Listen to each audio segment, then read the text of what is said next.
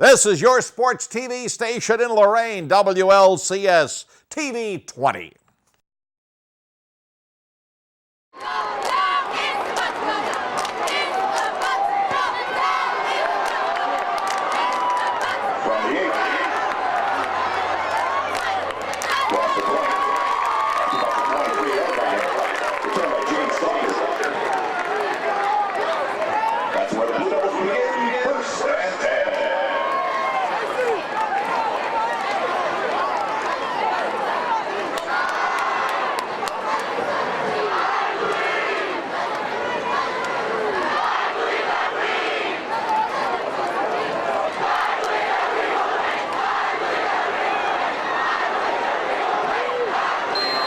And welcome back out to the Brunswick Auto Mart Stadium, home of the Brunswick Blue Devils. Brunswick received the opening kick and returned it out to their own 23-yard line, and that's where the Blue Devils will take over. Nick Vedini in the backfield. They're going to swing it out to a wide receiver across the 25 and brought down right about the 25 to Conan Sam, the wide receiver he has brought down. And it's a minimal gain of maybe a yard or two on the first play of the season for the Brunswick Blue Devils.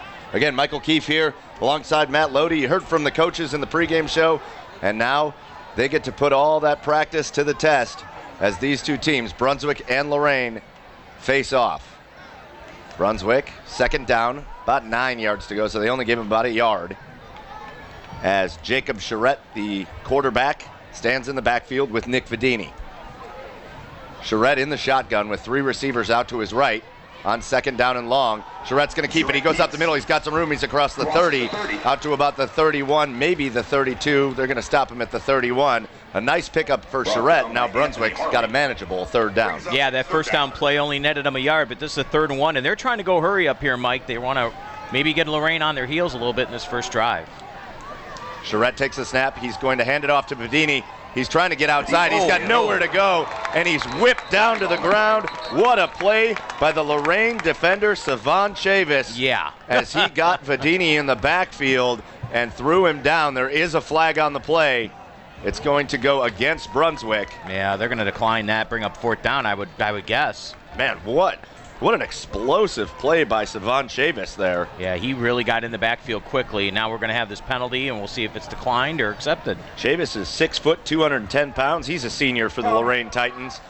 And I'll tell you what, he looked about 6'5", 250 on that play. He made a man play right there to stop Vedini for the Blue Devils. And so here comes the punt squad for the Blue Devils. Heading back, the outstanding wide receiver, Tyshawn Lighty for Lorain. Won all kinds of accolades for Lorain. First team in the conference last year. You'll see him in the slot a little bit. He is standing back to return the punt back near his own 25-yard line. He's a good one. The snap is back. The punt is away. And it is going to bounce at about the 33. Go up in the air, and it's going to take a little bit of a friendly roll for Brunswick inside the 25, and it will be downed by the Blue Devils at the 23-yard line. So one possession in for Brunswick. They had one nice positive play. Couldn't pick up a first down. They go 3 and out in this high-powered Lorain Titans offense, led by Jordan Jackson. Their outstanding senior quarterback is going to take the field. Should be a fun one to watch. I mean, this is a Lorain team that's hungry. Like I said in our pregame, they have been waiting all year to get back on the field. They want to be in the postseason. And, you know, when you talk about Mark Pinzoni on the other side, he's got to come up with a game plan to try to slow down this Lorain offense, and that's not going to be easy. So starting at their own 23, here is Jordan Jackson. Stands in the shotgun. He's got Savan Chavis as a running back in the backfield with him. He's going to fling the ball out. It is completed across the 25 to Lighty, out across the 30, breaking tackle. Across the 40, across the 50, he breaks another tackle down inside the 40, down to the 30-yard line. Wow. And Tyshawn Lighty shows exactly why he was given all-conference honors last year on a huge play. And Lorain is deep inside Brunswick territory already. Got his pants pulled down there, but you know what? Whatever it takes. Who needs them? Well, I don't know about you, Mike, but that's true. I enjoy pants. That's true. Fair enough. It's a pants play, buddy. Jordan Jackson now has Savan Chavis in the backfield from the Brunswick 35-yard line. Jackson takes the snap. He's looking to throw. He's looking deep. He's got a man down the field. One-handed catch attempt and it is not completed. And he was looking for Dalen Dower, another good player. You'll see Dalen Dower a lot at the running back position as well. They'll hand the ball off to him, but the first 2 plays he's been split out to the out wide right. And both these teams going with a bit of a hurry-up offense here in this first quarter with 9:44 to play. Now Dower and Savon Chavis are in the backfield with Jordan Jackson.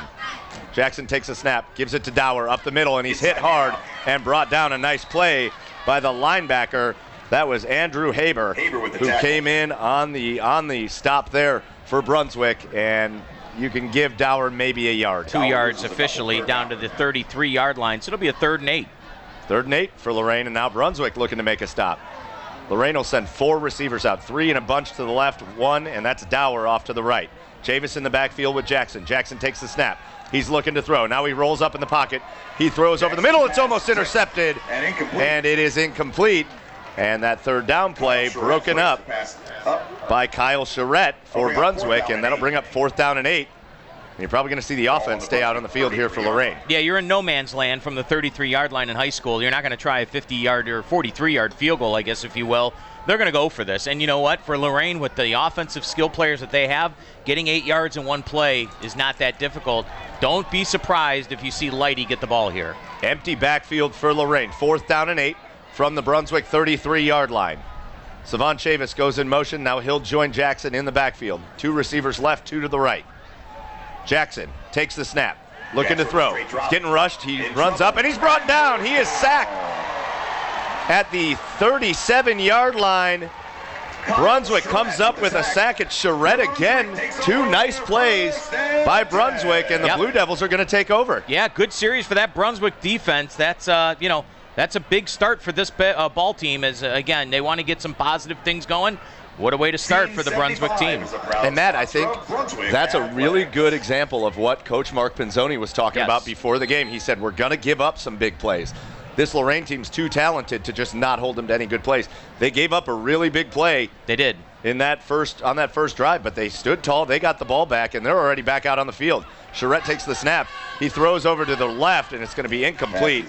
He was looking for Christian Kovacic, and it went over his head. And so they ran out and ran a play really quick on 1st and 10, incomplete. That'll bring up 2nd and 10 from the 37-yard line. I just feel like they're trying to, catch catch Lorain rather, sleeping here a little bit in this first quarter, and that's why they're trying to run these pass plays early on. So Jacob Charette, a junior quarterback, 5'11", 190, got Nick Vedini in the backfield with him. Charette takes a snap, rolls right, looking to throw. He does, and it is incomplete. Just short and incomplete.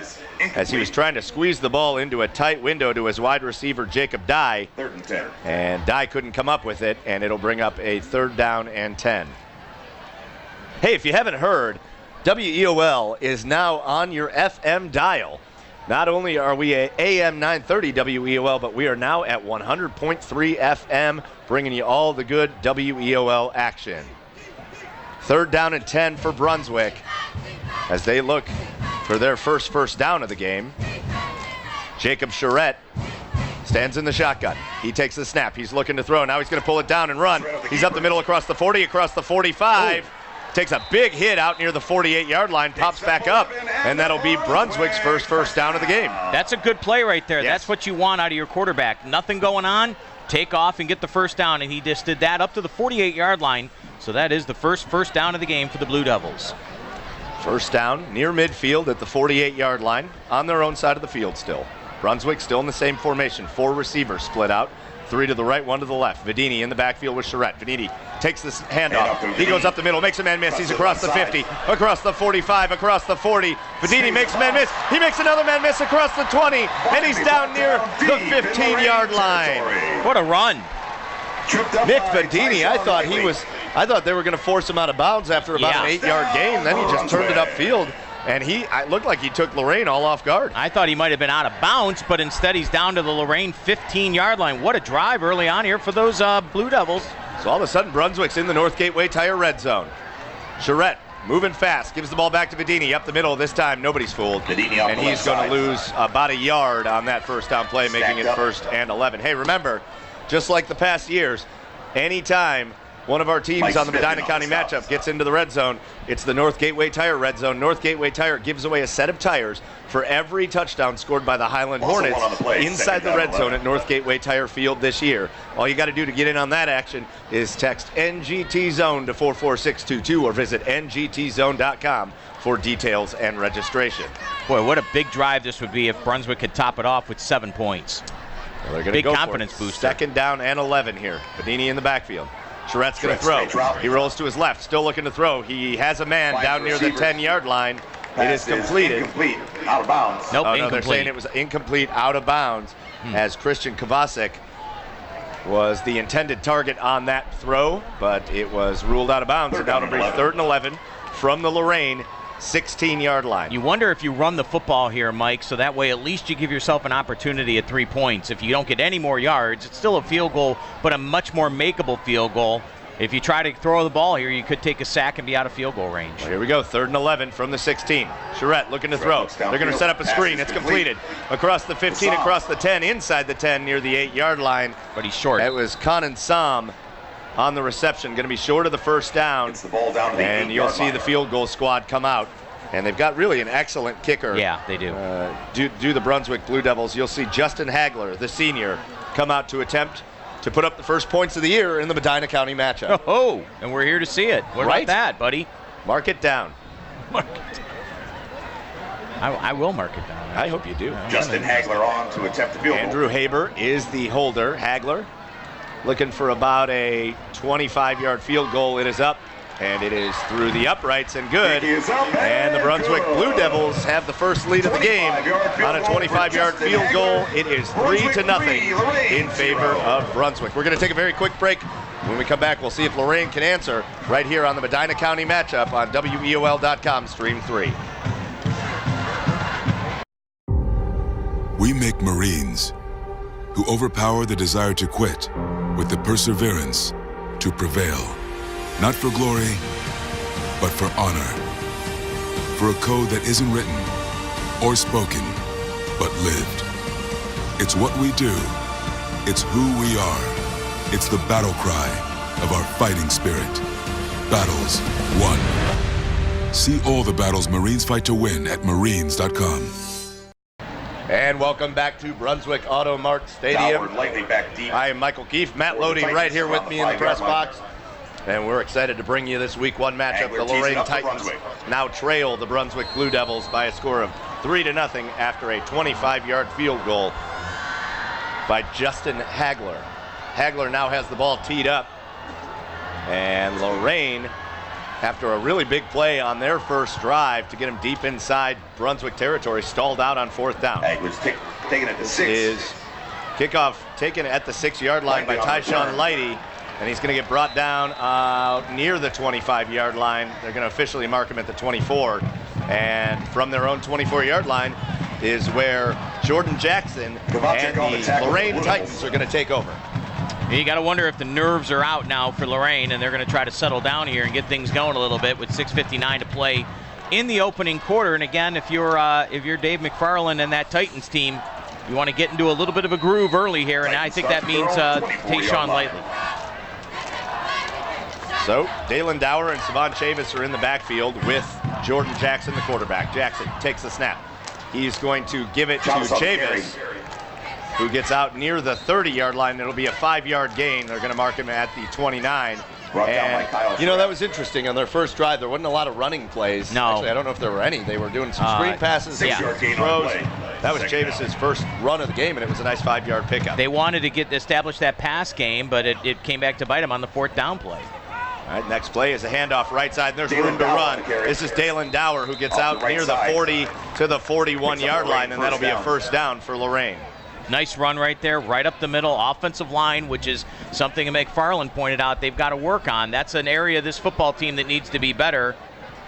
They want to be better in that department, and so far tonight, that was a good run, probably their best run. Jackson takes a snap, hands it off to Chavis up the middle across the 45, and out near the 47-yard line. Andrew Haber on the tackle. As now Lorain showing a little power up front and showing what a good running game they have with both Chavis and with Dalen Dower. They are ready to go on 2nd down and 5. Same formation, Dower and Savon Chavez in the backfield. Now there's a fumble. As they tried to go for a pitch, Jackson fumbled the ball, and it's recovered by Brunswick. Wow. That's a huge play right there, and Brunswick gets the football. It looks like Jackson was trying to pitch the ball out to Dalen Dower. Yeah. And then I think he saw a defender coming, and he tried to hold the ball, and instead it slipped out of his hands, and Brunswick's going to take over at the Lorain 42-yard line. That's crazy. I mean, again, Brunswick had an opportunity here early in the football game to do something here. Well, Brunswick already leading 3-0. We've got 5:54 to go in the first quarter Jimmy Johns is of our very first Medina County matchup of the season, featuring Brunswick and Lorain. And Brunswick now takes the ball over inside Lorain territory. From the 42, here comes the Brunswick offense. Jacob Charette in the backfield with Nick Vidini. Charette takes the snap. Hands off to Vidini, right side, runs into a pile, gets across the 40, down to the 39-yard line. Give him a gain of about 3, and that'll bring up 2nd and 7. So this is kind of what we talked about before the game. Matt, Yeah. we talked about a high-powered Lorain offense. If you're Brunswick, you want to try to come out and kind of get them off rhythm early, Yep. and that's what's going on so far. Absolutely. I think this is exactly the way, if you're Brunswick, you want this thing to go right now. An absolutely beautiful late summer night here in Brunswick. Sun's just getting ready to set over the home stands. 2nd down and 7. Charette takes the snap. He's looking to throw. Straight drop. He's got a man in the flat. It's caught near the 40, and they're going to lose yards. It's going to be about a 2-yard loss to the 39 as that ball was caught Loss of 2 on by the play. Kyle Charette, Jacob's brother. But Charette caught the ball moving backwards, and he was never able to reestablish and get moving forward. No, he never really did get going there. So now it's a 3rd down and 9. I'll tell you what, Jacob Charette looks pretty comfortable dropping back in the He pocket does. there. Yeah, he does. Got a good fluid throw in motion. He's pretty quick to get rid of the ball. Let's see if they let him open it up a little bit here tonight. 3rd down and 9 from the Lorain 41-yard line. Brunswick looking to tack on to a 3-0 lead after a Lorain fumble. Snap is back. He's gonna Charette run rolls it. up in the pocket. Now he's going to throw down the field, and it is Oh, heck completed. of a play. No, he dropped it. And he Wow. dropped it. I thought he had it. Broken As up by Chavez. Charette tried to thread the needle to Kyle 29, Charette. Yeah, Kyle Charette. Brings And up 4th down. he made the pass. He did thread the needle, but Kyle Charette couldn't hang on to the ball. It would have been enough for a 1st down. Instead, it's 4th and 9, and here comes the punt squad for Brunswick. And that's got to really upset Mark Pinzoni. That's a wasted opportunity for the Brunswick Blue Devils. Had the ball at the 42-yard line and could do nothing with it.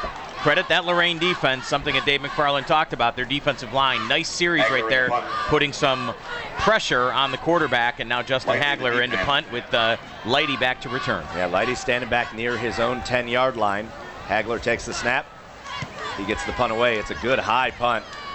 And it's going to land in the end zone and go for a touchback. Goes into the end zone for a nothing touchback. wrong with that when you got a guy like Lorain will Tyshawn begin Lighty from back there 20. who is as explosive as it gets. Lighty doesn't get a chance to return this one, and the Lorain Titans will take over from their own 20-yard line.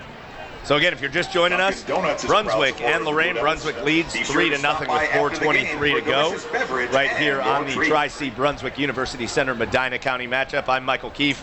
Alongside me, Matt Lodi. And Lodi, it's good to be back on Friday nights, isn't it? It's good to be back. You've got some early scores from in and around the area. You've got, Keystone up 6-3 on Bay, 8:19 to go in the first quarter in that one.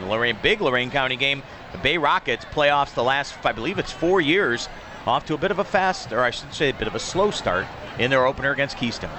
Here comes Jordan Jackson in the Lorain Titans offense from the 20. He's going to Jackson's swing a pass little complete screen outside pass in the out, corner. and it's sniffed out. Great tackle. What a great tackle. By number And it's going to be a loss of a couple of McKinley. yards as McKinley comes in on that tackle Dalen Dower. and brings Dalen Dower, who's a very difficult guy to bring down, even though he's not big. He's about as quick as it gets. And McKinley made a great play. It's a loss of 3 yards. And that's been the key so far for Brunswick, making Loss of tackles. 3 on the play. Lighty got Brings up loose on the 2nd very and first 13. play of the game, but since then, Brunswick's tackling's been very, very good. Jackson and Chavis in the backfield. 3 receivers bunched to the left. Jackson looking to throw. Jackson looks. He throws the Pass ball is over to the complete. right side. Dower That again. is Dower, and Dower makes men miss. And now he's just running down the sideline, the 40, the 50, one man to miss. Cuts back inside, and they do bring him Dower down with the catch. at the Brunswick 40-yard line. Well, There were 3 guys around Dalen Dower there, and all he did was make one cut to the outside, and he was 38-yard line, first down. supremely faster than all the rest of them. Remember what I said about good tackling? Clearly not on that play. Lorain Titans so far tonight, Jordan Jackson 3 of 5 for 84 yards. Tyshawn Lighty 1 catch, 42 yards. Dower 2 catches, 42 yards. So Jackson and the Titans move up fast. They're inside the 40 at the 38. Chavis takes the handoff. He goes up the middle, and he has got some room to run across the 35 down to the 33-yard line. And that play has been there now each time they've run it. Yeah. As Chavis continues to gain 5 to 6 yards every time he touches the ball. So far for Chavis, 4 rushes for 16 yards. Dalen Dower 2 rushes for 13 yards. Savon Chavis, 6 foot 210. Senior running back and linebacker. We've seen him make plays in both offensively and defensively already tonight. 3 receivers left, 1 right. Chavis in the backfield. Jackson looking to throw, looking for Dower deep down the field, and it's intercepted inside the 10-yard line.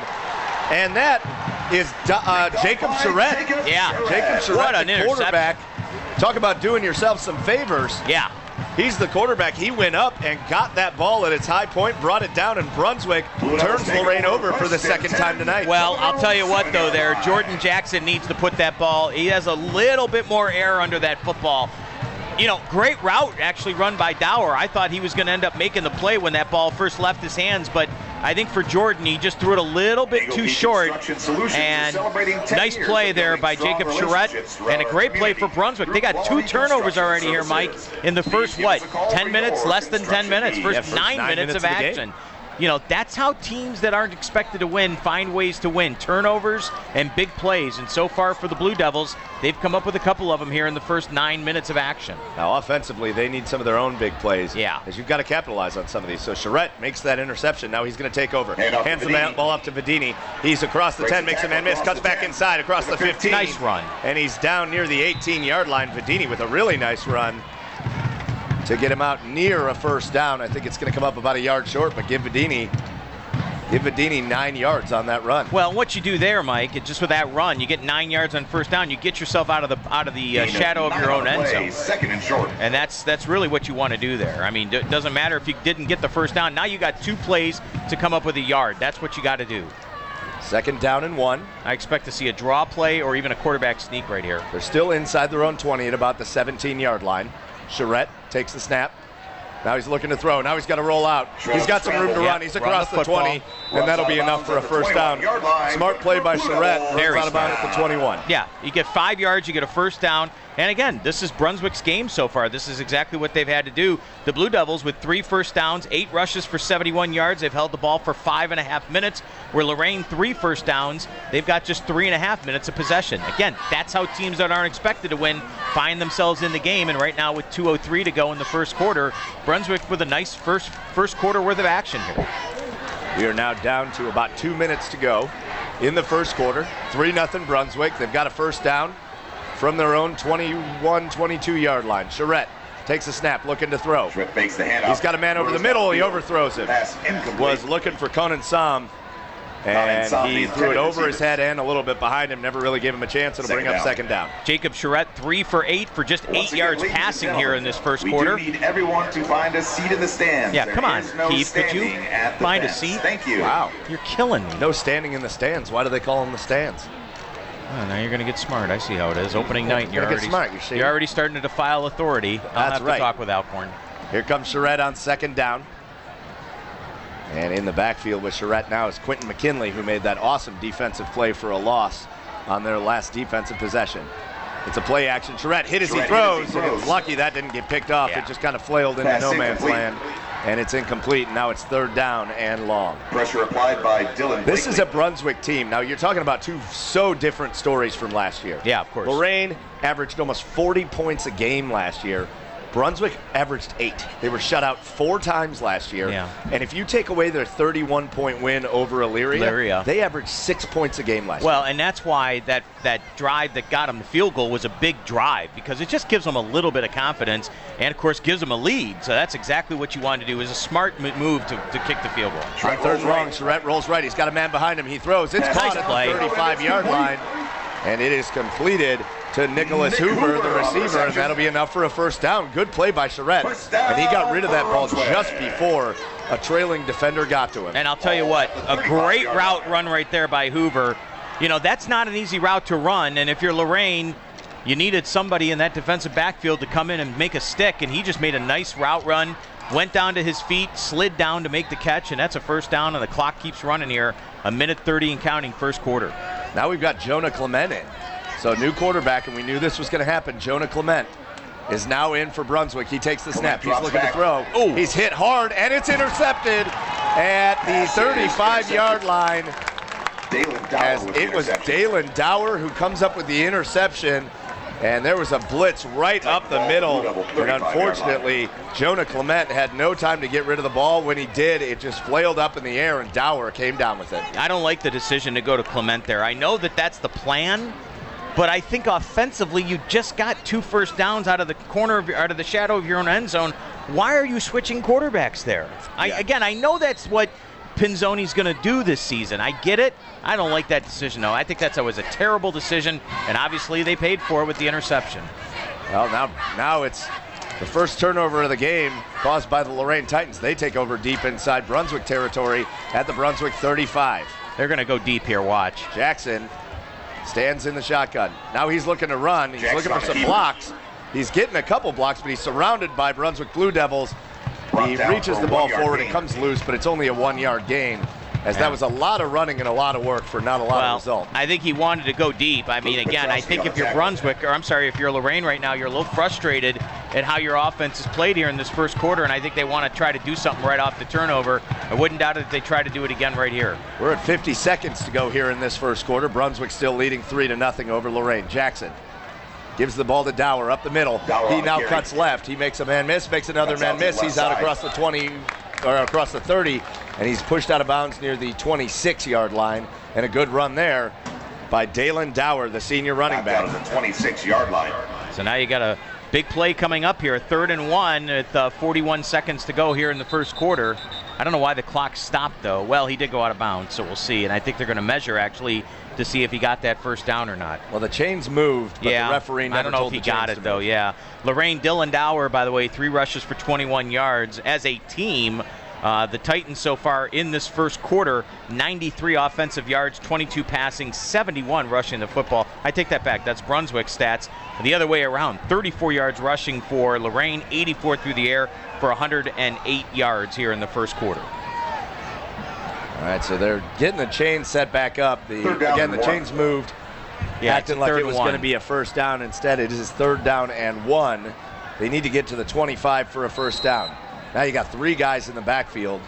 You got Dower, you got Chavez. They're going to give the ball to Dower, and he's wrapped up. Oh, no, he's almost wrapped up in the backfield, but he gets out of it, and I think he's going to push forward for a first down. And, oh, man, nearly a huge play there by Kyle Charette. Kyle Charette came into the backfield, had Dower by the legs, and Dower just jumped out of it and did just enough to get across the 25 to the 24 for a first down. Yeah, that's a big play for Lorain. You know, really, again, they've just not had the big holes here in the first quarter. Let's see what they do with 33 seconds and counting to go here. If they just let the clock run, they got some substitutions coming in the game right now, including Daquise Clinton, the wide receiver, 5'11". So Savon Chavez, Anthony Harley now in the game and in the backfield with Chavez. They're going to hand the ball to Chavez. He breaks to the right side, makes a man miss, bounces off another tackle. He's down near the 20, across the 20 to the 18-yard line goes Chavez. Good run right there. In on the stop. Get a couple of yards. That should do it here for the first quarter. So we're not going to take a break quite yet. 2 seconds, 1 second. You never know with how fast these teams run, but that will do it for the first quarter. We're going to take a quick break. It is 3-0 in favor of Brunswick, but Lorain knocking on the door. We'll see if they can punch it in when we come back for the second quarter and the rest of the action right here on the Tri-C Brunswick University Center Medina County matchup, WEOL.com Stream 3.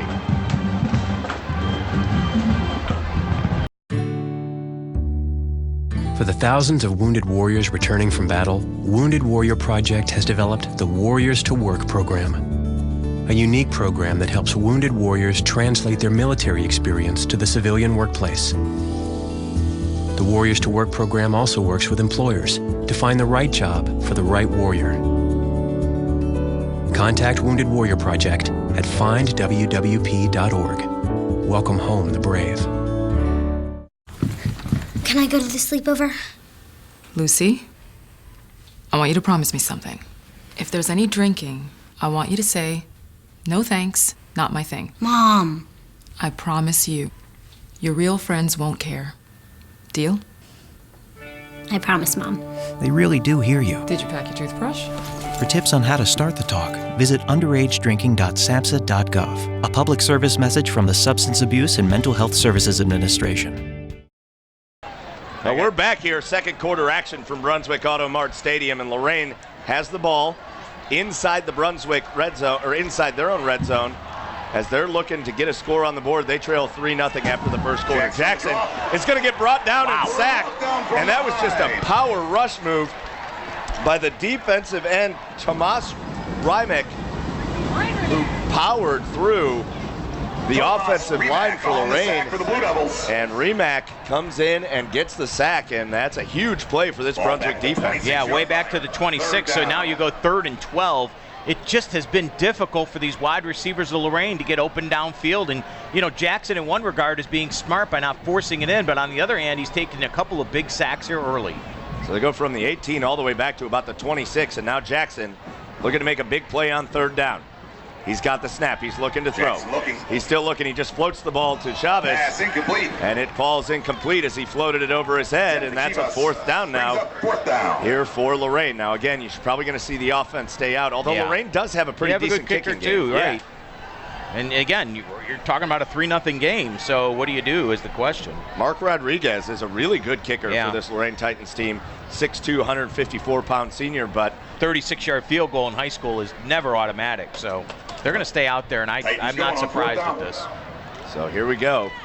4th down again. They've already failed on one 4th down attempt. Jackson throws the ball, and it's going to fall incomplete. Wow. As he had a man, and it was going to be really close. He was looking for Tyshawn Lighty, and Lighty wasn't able to hang on to it. It would have been close anyways, but the Brunswick Blue Devils, for the 2nd time in this game, make a stand on 4th down, and they take over after Lorain was threatening, and Lorain still sitting with no points on the scoreboard. Mike, some first quarter numbers for you. Brunswick, 93 yards of total offense, 71 rushing, 22 through the air. They had 6 minutes of time of possession and 4 first downs. Same with Lorain. They had 4 first downs. They also had exactly 6 minutes time of possession. They had a little bit more of yardage, 126, 84 passing, 42 rushing, but again, a lot of that passing for Lorain came on the very first play of the game, a Tyshawn Lighty 42-yard reception. Other than that, they have been stymied for the most part with 11:09 to go here in the first half. So Jacob Charette back out on the field for Brunswick. He's looking to throw. He flings the ball outside, and a big hit. Stayed on his feet. Still running is the receiver, and that's Sam, who's going to get back to the 25. Crazy play there. Sam made the catch. He was hit hard, but he wasn't brought down. It was more of a kind of an attempted shoulder tackle. He lost a yard too. He lost a yard, but man, that could have been much worse. He gained a little bit of yardage back. Well, it's one of those plays where you go for the legs and you end up like almost cartwheeling the guy, and he ends up landing on his feet. So for Sam, ends up being not a bad play, even though, again, he did lose a yard. Now Charette back in the game, in the shotgun, 2nd and 11. He's got the snap. He throws the ball out. This is Vadini. It's across the 25, across the 30. Vadini makes a man miss across the 40, across the 45, out across the 50. Another broken tackle, and we'll see where they mark him out of bounds. They say he went out of bounds right at the 45-yard line of Lorain. And what a play by Nick Vadini. Yeah, great play. Vadini's one of these guys. He's little, as far as he's not tall. He's kind of stocky. And when he has the ball in space, he doesn't look like he can do a whole heck of a lot. You're exactly right. And then the next thing you know, he just comes out the other side of the pile, still running. What a big pickup for Vadini. That was a very big play. And that play goes all the way down to the 45-yard line. So for Vadini, that's a big gain right there to the Lorain 45. So Vadini's going to get a break, and Quentin McKinley is going to come into the game with Charette. From the Lorain 45, Charette's going to keep it. He goes to the 45. He's going to take it out to the 46. And that's where he's going to get brought down. Mike Smith makes a nice play for the Lorain Titans to bring down Charette. Nobody was fooled by that quarterback keeper. No. And it'll be 2nd down and 9. That's a gain of 1 for Charette. And again, if you're, well, we got a flag on the play, though, so let's hold everything. Yeah, let's see. The flag came from the line judge. Yeah, I think you're going to have something on Brunswick for an illegal substitution, maybe. Let's see. Do they have too many men on the field? No, they're going to say they're going to call a holding. Wow. Okay, So didn't see that. Back Brunswick up 10 yards on the hold. So we'll repeat first down, but now they're going to be all the way back at the Brunswick 44-yard line. Wow, big play, because that really hurts this drive right now. And for Jacob Charette, again, just a 1-yard gain, but that could have been at least something. So here we go, first down after the holding penalty, and 21 yards to go. So let's see what Brunswick can come up with. Charette takes the snap. He's looking to throw. It's a short pass, and it's going nowhere. It's going to lose about a yard. It was completed to Jacob Dye, but Jacob Dye had nowhere to go. They're actually going to mark him for no gain or loss on the play, and that'll be second down and 21 yards to go. A couple scores from the area. East Lake North up on North Olmsted 6-0. No gain on the way. Avon up on Avon Lake. What a game to start the season there. 7-0 in favor of Avon. Cloverleaf all over Brookside 20-0. Lutheran West over Fairview 6-0. And we'll get you more as these scores continue to come in. Charette, second down, 21. A lot of movement before the snap. There's definitely some false start action there by Brunswick. Lots of motion before the snap, and they got it. Penalties hurting this team right now. So yeah, Brunswick, after a big play by Nick Vedini, got him all the way down to the Lorain 45-yard line. Brunswick now, after a holding penalty and a false start, is all the way back at their own 39-yard line, and it's second and 26. Yeah, not a lot of high percentage plays there for the Brunswick Blue Devils. It's second and 26. We'll see if they, what you need to do here, Mike, if you're Brunswick and you're Mark Pinzoni, you want to cut this in half, try to at least get 10 or 12 yards and make it a lot more makeable of a third down. Charette takes the snap. He gives the ball to Vedini up the middle. He's across the 45, but another flag is out.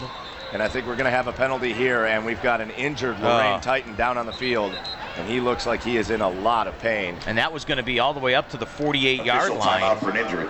But we also got to wait for the penalty, too. Yeah, good run by Vedini, but it's going to come back, and you wonder if this is either a holding. Yeah, they're going to call a holding. So it's going to come back.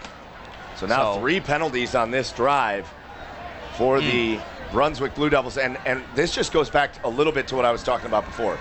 I know it's a new year and it's a new team, but we're still talking about a Brunswick team that won 1 game last year, and we're still talking about a Brunswick team that averaged 8 points per game. Yep.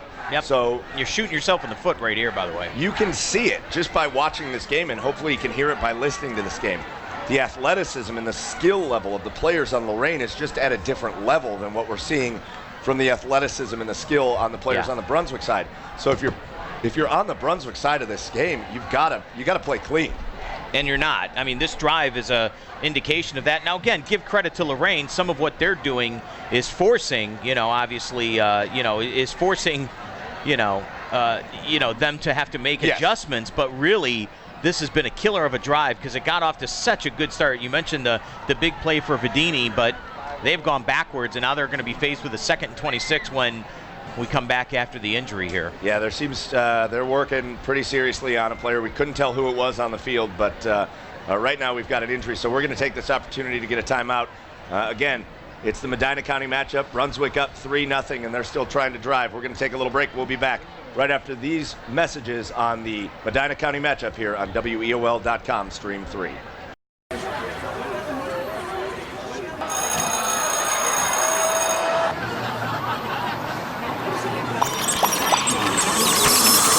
Stop. Whether it's on the way to school, at school, or online, bullying has become a non-stop threat to our youth today. Is your child being bullied? The National Runaway Switchboard can help. If you're having a hard time, get online or call to chat now.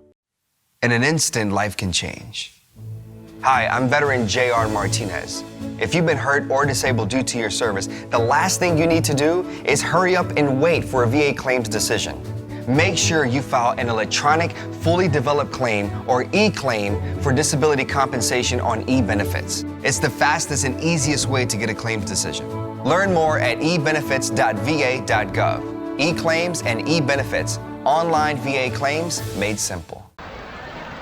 And welcome back out to the Tri-C Brunswick University Center Medina County matchup. I'm Michael Keefe alongside Matt Lodi.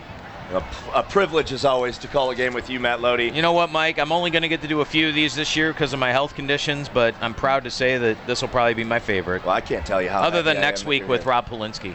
Oh, sorry. How dare you? How dare you? Okay, fine. As I do love doing games with you. You know that.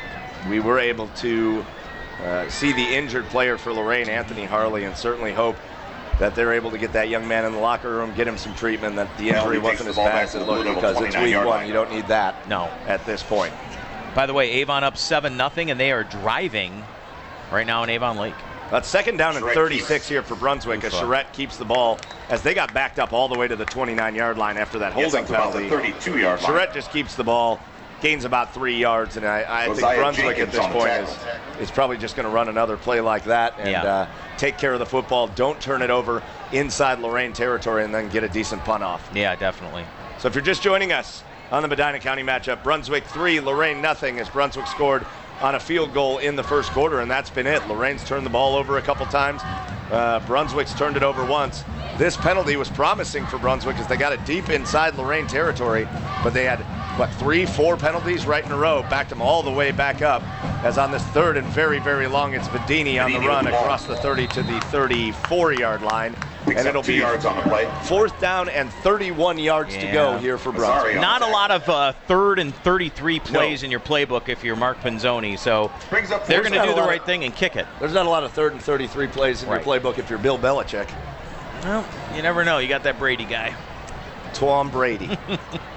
So now here comes the punt squad for Brunswick. Again, 4th down and 31 as this drive just went completely the wrong way. And back to return it for Lorain is Tyshawn Lighty. You don't want to give him too much room. He's going to catch it at about his 20-yard line, and he's got room to run. He's trying to get it to the outside. He tries to break through some tackles. He's not able to, but he does it get across the 30 to about the 33-yard line, and Lorain will take over with pretty decent field position, trailing 3-0. Well, you got to wonder if you're Lorain, if you're going to start to pick the pace up again here in this drive, because really, it's been tough. I mean, they just have not had. Titans will begin at their own 32-yard line. They have not had the type of game that you would expect out of them so far. And again, as I mentioned before, you have to wonder if you're Dave McFarland, if you're going to try to open things up and, give credit though to this secondary for Brunswick. They may have been the story so far tonight, and also give credit to their defensive front. They've been able to stop Jordan when he goes back to pass. They got 2 big sacks, and they forced a couple of big fumbles. Oh, they had to fumble the interception, my bad. So now it's 1st down, 10 yards to go. The Titans take over. It's Jordan Jackson as he stands back on the air with 2 men in the backfield. And he's going to hand the ball off. This is Dalen Dower and tries to go right side. He fumbles the ball. It goes out of bounds. And this is going to be a pretty big loss of yardage, as this is going to be a loss of 5, maybe 6 yards, as the ball was fumbled by Dower out of bounds. Again, a huge negative play. Negative start there for, obviously for Lorain. And that ball goes all the way back now 5 yards. So it goes back to the 27-yard line. Jeez, oh man. And that's just been the story of their game so far. They just have not had a lot of positive plays. Not enough anyway. Right, and they put themselves in the hole like this, 2nd and 15. Jordan Jackson takes the snap, looking to throw, looking deep down the field. And he's got a man with separation, but he overthrows him as Tyshawn Lighty. If he would have put some air under that ball, let Tyshawn Lighty run under it, that would have been an easy touchdown. But instead, he kind of laser beamed it down the field. Lighty never had a chance. That's 2 that he has not put enough air under. The first one was intercepted, and that one would have been an easy touchdown because Lighty had at least 2-3 steps. And Lighty coming off the field here, a little bit of a surprise on 3rd down. You'd think he'd stay on the field for this big 3rd down play. They have not done well in 3rd down conversions tonight. They've converted just 1. When you got a guy in Tyshawn Lighty who, he was first team All Lake Erie League last year, just throw it up, he'll run under it. He's got the speed. 3rd and 15, Jackson takes the snap. He's getting pressured. Now he tries to run up the middle. He fumbles the ball. It's out, and it's recovered by the Brunswick Blue Devils at the 25-yard line. The 4th turnover of the game for Lorain, and coming out of the pile with the football is Tomas Remad. Yeah, that's another one. Boy, I'll tell you what. This has been a huge night for the defense so far of Brunswick. Well, I'll tell you what. The defensive line is eating the offensive line alive for Brunswick. The Lorain offensive line gave Jackson no time to get set to throw the ball. He tried to tuck it and hit through a couple tackles. The ball popped out, and Brunswick again takes over deep inside Lorain territory. It's only 3-0. Lorain's lucky it's not worse, but if you're Brunswick, you've got to get the ball in the 26-yard line. Jacob Charette. Vedini in the backfield with him from the Lorain 26, 1st and 10. It's a throw over the middle. It's completed out across the 20 and down near the 18-yard line goes the receiver. That's Kyle Charette. Down to the 18-yard and that's a good positive play. Absolutely. An easy pitch and catch over the middle. Good positive play. It's 2nd down and 2. Say he gained 8 yards on that. Yeah, he's got about 2 yards to go. That puts Brunswick inside the North Gateway Tire red zone. And they're moving fast. Charette, 2nd down and 2. He's looking to throw again. He's got a man on the outside. It's completed. And that's all the way down near the 10-yard line as Jacob Dye makes the catch. And now Brunswick knocking on the door. It's going to be 1st down and goal from the 9-yard line. Boy, would this be huge if Brunswick can get up here 9 or 10 to nothing. Charette stands in the shotgun, hands the ball up to Vedini. No, Charette keeps it. He runs into a wall, and then he's got nowhere to go. He's going to lose a little yardage on this. He's going to go back to the 10-yard line, and that's not what you want. No. On 1st and goal from the 8. So he faked a handoff to Vedini, and he kept the ball. And Lorain's defense was all over that. And so far, Lorain's defense has also played a little bit of bend but don't break. They have, after the offense has turned the ball over 4 times in this first half, they have not allowed Brunswick into the end zone. You would not have seen this coming from a mile away if you're the Blue Devils, or if you're Lorain for that matter. And we're going to get the first timeout of the game. Okay, that's all right. I thought you were going to say another penalty. You can't have that if you're Brunswick right now. You are too close to taking control of this game, and you just cannot have any more turnovers, or I shouldn't say any more turnovers, any more penalties. That's been killing them so far tonight. Penalties so far, let me see if I got it here real quick. 4 for 15 for the Blue Devils, and actually it's been more than that. Lorain, no penalties so far tonight. So Titans playing a clean game. They're just turning the ball over. Got a couple more scores from around the area, or from Lorain County, Medina County. Buckeye and Revere locked in a good one. Buckeye in a new conference this year with the likes of Elyria Catholic and Rocky River and Bay Village. That's going to be some really good competition for the Buckeye Bucks. Revere right now is up 7-3 over Buckeye. Okay. Wellington leading Western Reserve 7-6. Keystone is taking a 13-3 lead in their game. How about Elyria up 6-0 over Midview? Medina over Cleveland Heights 7-0. Should be an interesting year to watch the Battling Bees. Game. Columbia and Independence always a good lightning opener. Rivalry there. Columbia 13-6 over Independence at this point. Hey, don't forget, thanks to Lorain Schools TV 20 for using our audio feed tonight. You can catch the game later this week on Spectrum Cable in Lorain, channel 1025, and on TV's YouTube channel as well. So now we're at 1st and goal, all the way back, 2nd and goal from the 11. Charette's going to keep it. He's got a hole. He goes left side. He makes a man miss. He dives towards the end zone. We got a celebration. No signal. No signal yet. He's short. He's short. He's down at the 1. Oh, that was close, though. He almost got in. But for Charette, he had to go the hard way. Let's put it that way. He goes down to the 1-yard line, so you're going to see a 3rd and goal from the 1. 3rd and goal. If I'm Brunswick, I hurry up and get this play run before Lorain can get substitutions. Yeah, really nice run there by Charette. He looked like he was going to cut outside, then he found a little crease on the inside, cut it right up the field, and he was close to getting in. All the Blue Devils' hands went up, but he just came down a little bit short. I think Charette keeps this again. He's in the shotgun, but I think he keeps this. So here we go. 3rd down and goal from a half-yard line. Charette takes the snap, hands the ball to Vedini up the middle, and it looks like he's short. As he is not in, and they're still at the half-yard line. Wow, go for it. You got to go for this. Yard on the play.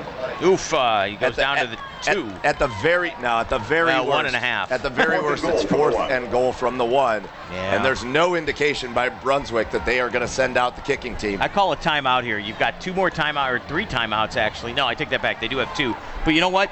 This is a huge play. Here we go. Make sure you make it right. With about 4.5 minutes to go in the half, Brunswick looking to take the lead even more. Charette keeps it. He plows into the end zone. A 1-yard touchdown run by Jacob Charette. And Brunswick now has a 9-0 lead over the Lorain Titans. What a touchdown for Charette. That wasn't easy, but you know what? He did the right thing there, Michael. He went in and he followed his tackle, and he gets in, so that is a touchdown, and we'll see if Hagler can get the extra point to make it a 10-0 game. So finally, Brunswick able to really capitalize on a turnover after the fumble by Lorain. And they score on that Charette 1-yard touchdown. The extra point goes up and through. And Brunswick, who saw this coming with 4.5 minutes to go in the first half, they lead it 10-0. Wow. Lorain will see if they can answer right after this break.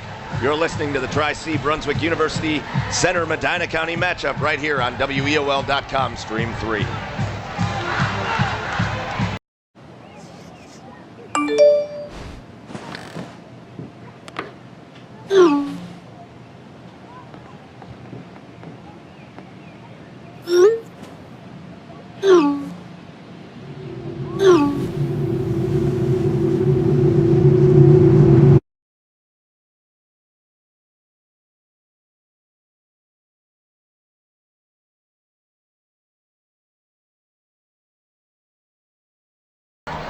Welcome back to the Brunswick Automart Stadium here in Brunswick on opening night of the 2019 high school football season for both the Blue Devils of Brunswick and the Titans of Lorain. And right now, in a bit of a shocker as this first half winds down, the Brunswick Blue Devils are on top of the Titans 10-0 after a 1-yard touchdown run by Jacob Charette. And Brunswick Hagler tees it up for the Blue Devils. Now has all the momentum. Lorain, the story of this game is Lorain turning the ball over 4 times here in the first half. It's been quite the upset so far here in Brunswick, but all it takes is one play for Lorain to get at it. Actually, this kickoff return might be big if Lighty can get the ball, and he will. Lighty's got the ball. He takes it up almost inside the end zone. Into the end zone for a touchback. But that'll be a touchback, and Lorain will take over at their own 20. Hey, remember, after the game, tune into the scoreboard show with our man Chris Golian. He's going to have all the Areas action. He's hosting it for the first time tonight, so make sure you listen. He's awesome. He's going to do a great job bringing you all the scores from around the area. We're going to talk to some of the other broadcasters from some of our other street games. You might even hear me on there. And so much more, so make sure you keep it tuned in on AM 930 WEOL and at 100.3 FM WEOL to the scoreboard show with Chris Golian. So from their own 20, trailing 10-0 with 4:29 to go in this game, the Lorain Titans take over looking for anything offensively. Jackson takes the snap. He throws it. It's completed out near the 25, and a swarm of Brunswick Blue Devils make a tackle on the receiver. That was Devontae Jackson. Give him a gain of 5 on that play. And I feel like that's a pretty decent approach here for Lorain. Yeah. Your offense has been so out of rhythm, and you're turning the ball over so much. Might not be a bad idea to just try to go for some nice, safe, short plays. Yep. So here is Jordan Jackson. He's got Savon Chavez in the backfield with it. From the 25, he's going to pitch it back, and this is Tyshawn Lighty. He's got some room to run. Oh, nice he tackle, tries to get out of a tackle, but a nice job by the defensive line of Brunswick to at least slow Lighty down a little bit, and this is going to be a loss of a couple of yards. Boy, I'll tell you what, they have tried every which way but loose to get Tyshawn Lighty into space, and they just can't seem to do it. But credit again that Brunswick defense. The Brunswick defense has been the story of this game, not without a doubt. Already a couple of turnovers, an interception, and 2 fumbles already. It's been quite an effort so far. Shout out to William Savozil there, the 6'3", 220-pound defensive lineman. Caught up to Lighty and slowed him down enough to let the rest of the team get to him. 3rd down and 6. Keeps it. Jackson's going to keep it. Pancake block, but they're going to call a penalty on that, and this will be the first penalty of the game against the Lorain offense. The run resulted in something near a first down. I think he had the first down, but yeah, it's coming back. Yeah, some would call that a pancake block. The referee of this game is going to call that a holding all day. And that's going to not only hurt him, it's going to put him back to make it a 3rd and 16, I think, if I'm not mistaken, depending on where that took place. I think that took place right at the 24, so They'll spot it down to the 14-yard line, and now you're looking at a 3rd and 16 for the Titans. The run did result just short of a first down, but it would have been 4th and 1. Yeah. You know Lorain would have stayed out on the field. You take the penalty all day long. 3 minutes to go here from Brunswick Auto Mart Stadium. Brunswick 10, Lorain nothing. We're getting ready for halftime, so make sure you stick with us at the halftime show. We'll go over some of the highlights of the first half. We'll break down the action we saw. We'll get you some scores and some stats, so much more. All that on the halftime show coming up in about 3 minutes of game time. Penalty moves the ball. Brunswick 151 yards of offense. How about this? Lorain only 117 yards of offense. If you would have told me Brunswick could be beating them by almost 40 yards of offense here with 3 minutes to go in the first half, I would not have believed you. That's why I don't tell you anything. That's right. 3rd down and 16 after that big penalty by Lorain. And Jordan Jackson, the senior quarterback, stands in the shotgun. 3 receivers right, 1 to the left. He rolls to the right. He's being pressured. He slings the ball down the field. It's completed. It's going to be near a first down. Great play. And I think it's going to come up about a yard short. Yeah, you got to go for this, though. Really nice play, a good route run, just kind of a simple out run. But the throw by Jordan Jackson was on the money, and it's going to be 4th down and about a yard. So huge play here for the Lorain Titans with 2:29 on the clock in the first half. I think if you're Jordan, you just keep this ball, you go right up the middle, don't mess around with trying to do anything pretty. And he's going to take it under center, and that's exactly what he's going to do. He takes it, he falls forward across the 30, and that'll be enough for a first down for the Lorain Titans with 2:18 on the clock. Yeah, the only thing that could have went wrong right there is trying to hand the ball off, because then your offensive line needs to get a push, and again, this Brunswick defensive line. Here's the one thing that's dangerous right now. If you're, Dave McFarland and this Titans team, and you could sense it right now, Mike, is this Brunswick team's playing with confidence. Oh, absolutely. And that's dangerous, because if you're Lorain, you've not put up any points tonight. You're still looking at only about 130 yards of offense in this first half. And they just have not been able to get the big play. They need to score before the end of the half to get back in this game. And Lorain's a little slow to get moving here. We're down at about a minute 50, and they're all just kind of standing around getting lined up. Chavez takes the handoff here. He's across the 30, and he's going to get out near the 34-yard line. And so give him a gain of about 3, and with a minute 40, Lorain isn't really in a rush. No hurry at all, and you just... they went from that high-powered, kind of fast offense in the first half, the first drive, and they've really done nothing with it since. You just wonder, are they shell-shocked here, or are they is this just the game plan that they wanted to put forth? I don't know. Certainly not the game plan. They haven't put any points up. So here comes a throwing play by Jackson. He's going to sling it out to Lighty. It is completed across the 40. Lighty breaks it down. What a play. Another one. He's across the 50, where he's finally brought down at about the Brunswick 49-yard line with a minute 08 on the clock. I think you might see things start to move a little quicker here now for Lorain, now that they're on Brunswick side of the field. And Coach Dave McFarland will take Lorain's first time out of the game. That's what I'm saying. You've got to keep getting the ball in the hands of your playmakers. And if there's one playmaker to get it in his hands of, it's Tayshawn Lighty. What a heck of a play. 1:08 to go here in this first half, and Lorain starting to put a little something together here. Down by 10. Cloverleaf at the end of one, by the way, up on Brookside, 27-0. So Massillon, big game tonight, down in Canton against SVSM. 1:05 to go in the first quarter. That game a slow start. It started at 7:30. Massillon, 80 and Longwell with a flip, and they win. Or I should say they win. They get a touchdown early here, and they go up 7-0 on SVSM. Just a score to win. Whatever, right from the beginning. Avon 7, Avon Lake 6. Dusler with a 4-yard touchdown run. The extra point is blocked. You got a minute 8, just like you do here, to go in the first half. Fairview, Lutheran West. Fairview takes the lead, 7-6. How about Black River? They drew a tough one to start the year. They get Kenston, the defending state champion, the Bombers. Yep. And Kenston all over Black River, 28-0 here in week 1. And Keystone still all over Bay, 13-3. That's a major upset to me. The Bay Rockets, 5 years, I think, now in his playoff team, and they are having some problems here, just like Lorain is on opening night, a slow start. So here we go now after the timeout. First down. Jackson's going to take the snap. He's going to keep it. He's running to the outside. Not a lot of room to run. No room to run. He's going to get brought down for a loss. Back inside Lorain territory, all the way back to about the 46-yard line, and we're going to get another timeout here by Dave McFarland with 55 seconds on the clock. And real interesting play call there. Don't like that timeout. I mean, do you like that, Cole? No. I mean, you take your quarterback, you come to the long side of the field. Yeah, very slow developing, and there was nowhere. Again, give credit to Brunswick's defense. There was nowhere for Jordan Jackson to turn that ball up the field. My question is, what are you hoping happens there?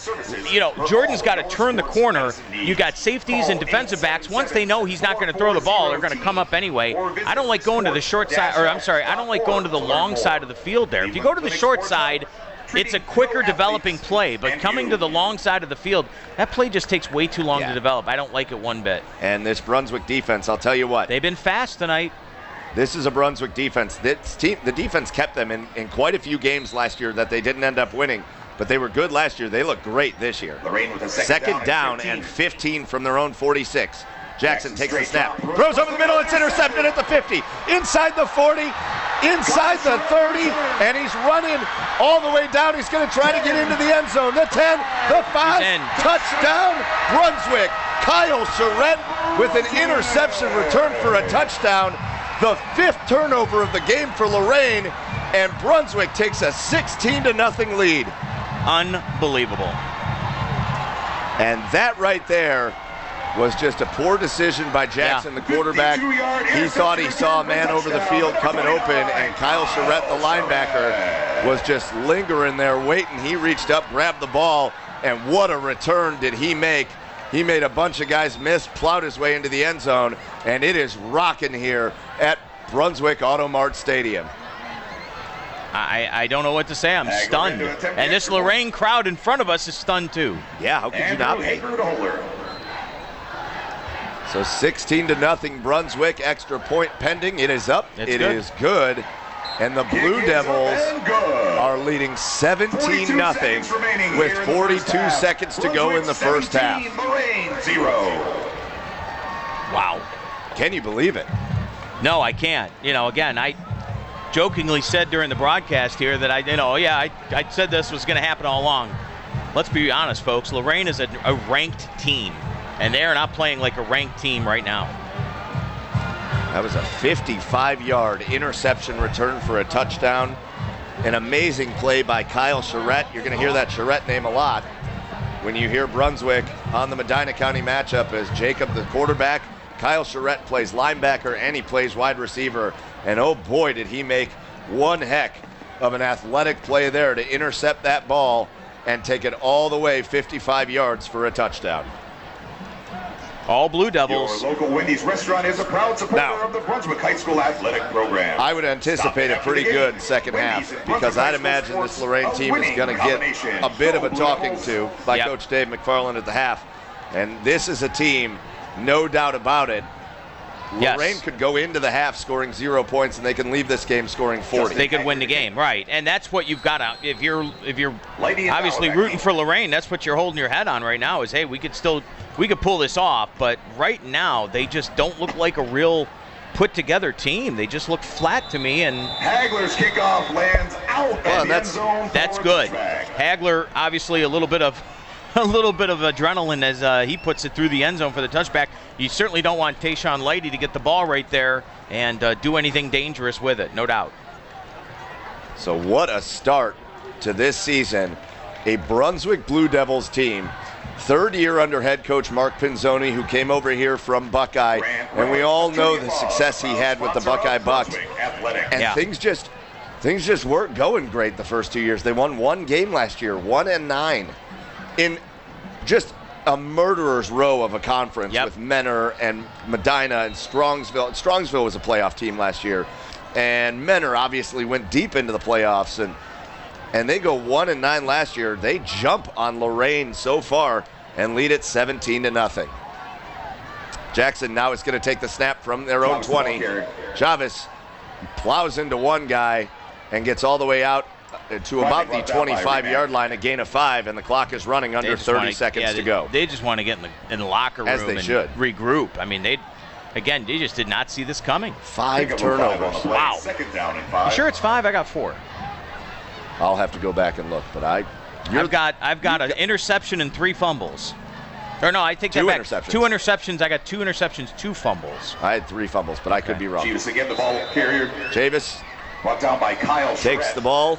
Gains about 8 yards across the 30 to the 33. We're at 6 seconds on the clock, and Coach Dave McFarland's going to take his last time out. Interesting. Yeah. Down 17-0. Again, listen, I get what they're doing here, actually. I know that's an interesting call, and you might not see it at all levels, but this is a Lorain team that's one play away from a touchdown. Yep. So if Coach Dave McFarland can go out there, talk to his guys, call up one of those plays, and they can get one of these guys like Lighty or like, who else we got? We got Dalen Dower. You can get one of those guys in space. This could go in at the half, one play later with Lorain on the board. Different game. Couple of scores around the area. They are at half in our WEOL radio game. Tim Alcorn and company out there. Avon leads Avon Lake 7-6. Bay, they've cut the lead to now 13-10. They trail Keystone, 1:42 left in the first half there. Strongsville shutting out Berea Mid-Park 21-0 there at the half. We got like a Greg Williams defense going on here for Brunswick as the safeties are going to play way off the line, and I think just equipment no, issue. there's just something on the field. So here's Lorain, 3 receivers to the left, 1 to the right. Jordan Jackson with Chavez in the backfield. Jackson takes the snap. He's looking to throw. He's getting pressured. He's still looking to throw. Now he just dumps it off to Chavez. He gets the ball across the 40, across the 50, steps out of bounds, and that's going to do it for the first half as time has run out. And in a shocker, wow, the Brunswick Blue Devils in their home opener in front of a raucous crowd on a beautiful August. It's still August night. It is August. They go into the half leading the Lorain Titans 17-0. Sergeant Michelle Garcia served meritoriously in Iraq and has the medals to prove it. Soon after leaving the Navy, Lieutenant Chris Scott found a job, a home, and started a family of his own. Corpsman Richard Stokely took the skills he learned in Vietnam and put them to good use as a paramedic. But soon after leaving the military, each of these veterans fell on hard times and faced homelessness. Even after Michelle lost all her savings, even after Chris wasn't able to pay his mortgage, and even after Richard battled alcoholism for years, they each reached out for help when they needed it most. A simple phone call put them in touch with a trained professional from the Department of Veterans Affairs. That call got Michelle a place to stay until she could afford one of her own, put Chris in touch with employment assistance, and found Richard a substance abuse program. These veterans are success stories not only for how they were able to help others while serving their country, but for how they were able to let others help them. If you know of or are a veteran in need, make the call.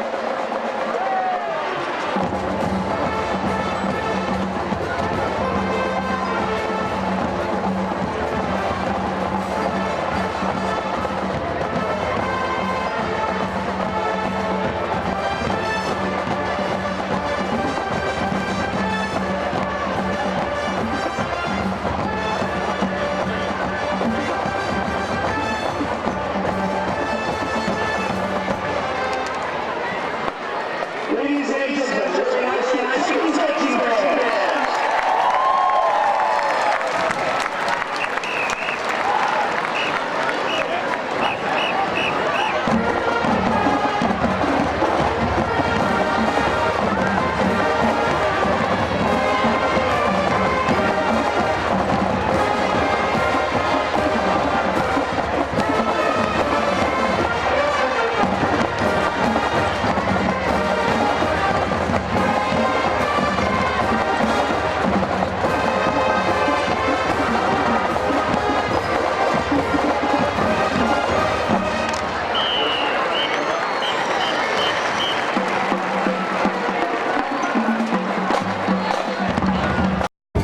Inspiring city and campus.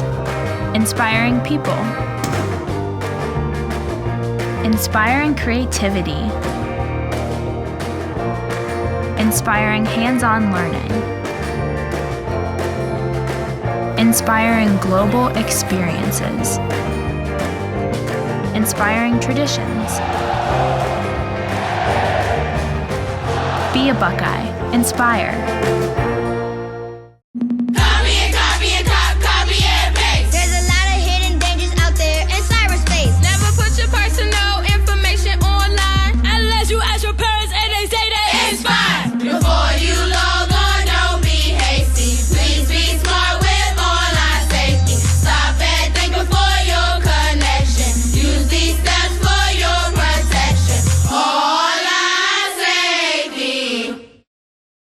Stop. Think. Connect. Opportunities present themselves every day.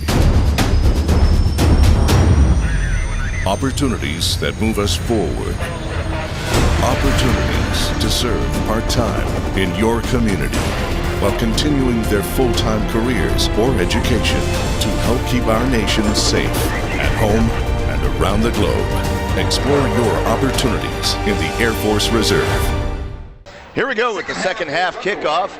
Good kick. As it is underway, and what a good kick out of the back of the end zone. And you can't say how big that is to have a good kicker in a high school team, because this kid, Tyshawn Lighty or Dalen Dower, if they field one of these kickoffs and get some room to run, they're always one broken tackle away. They're faster than anybody on Brunswick.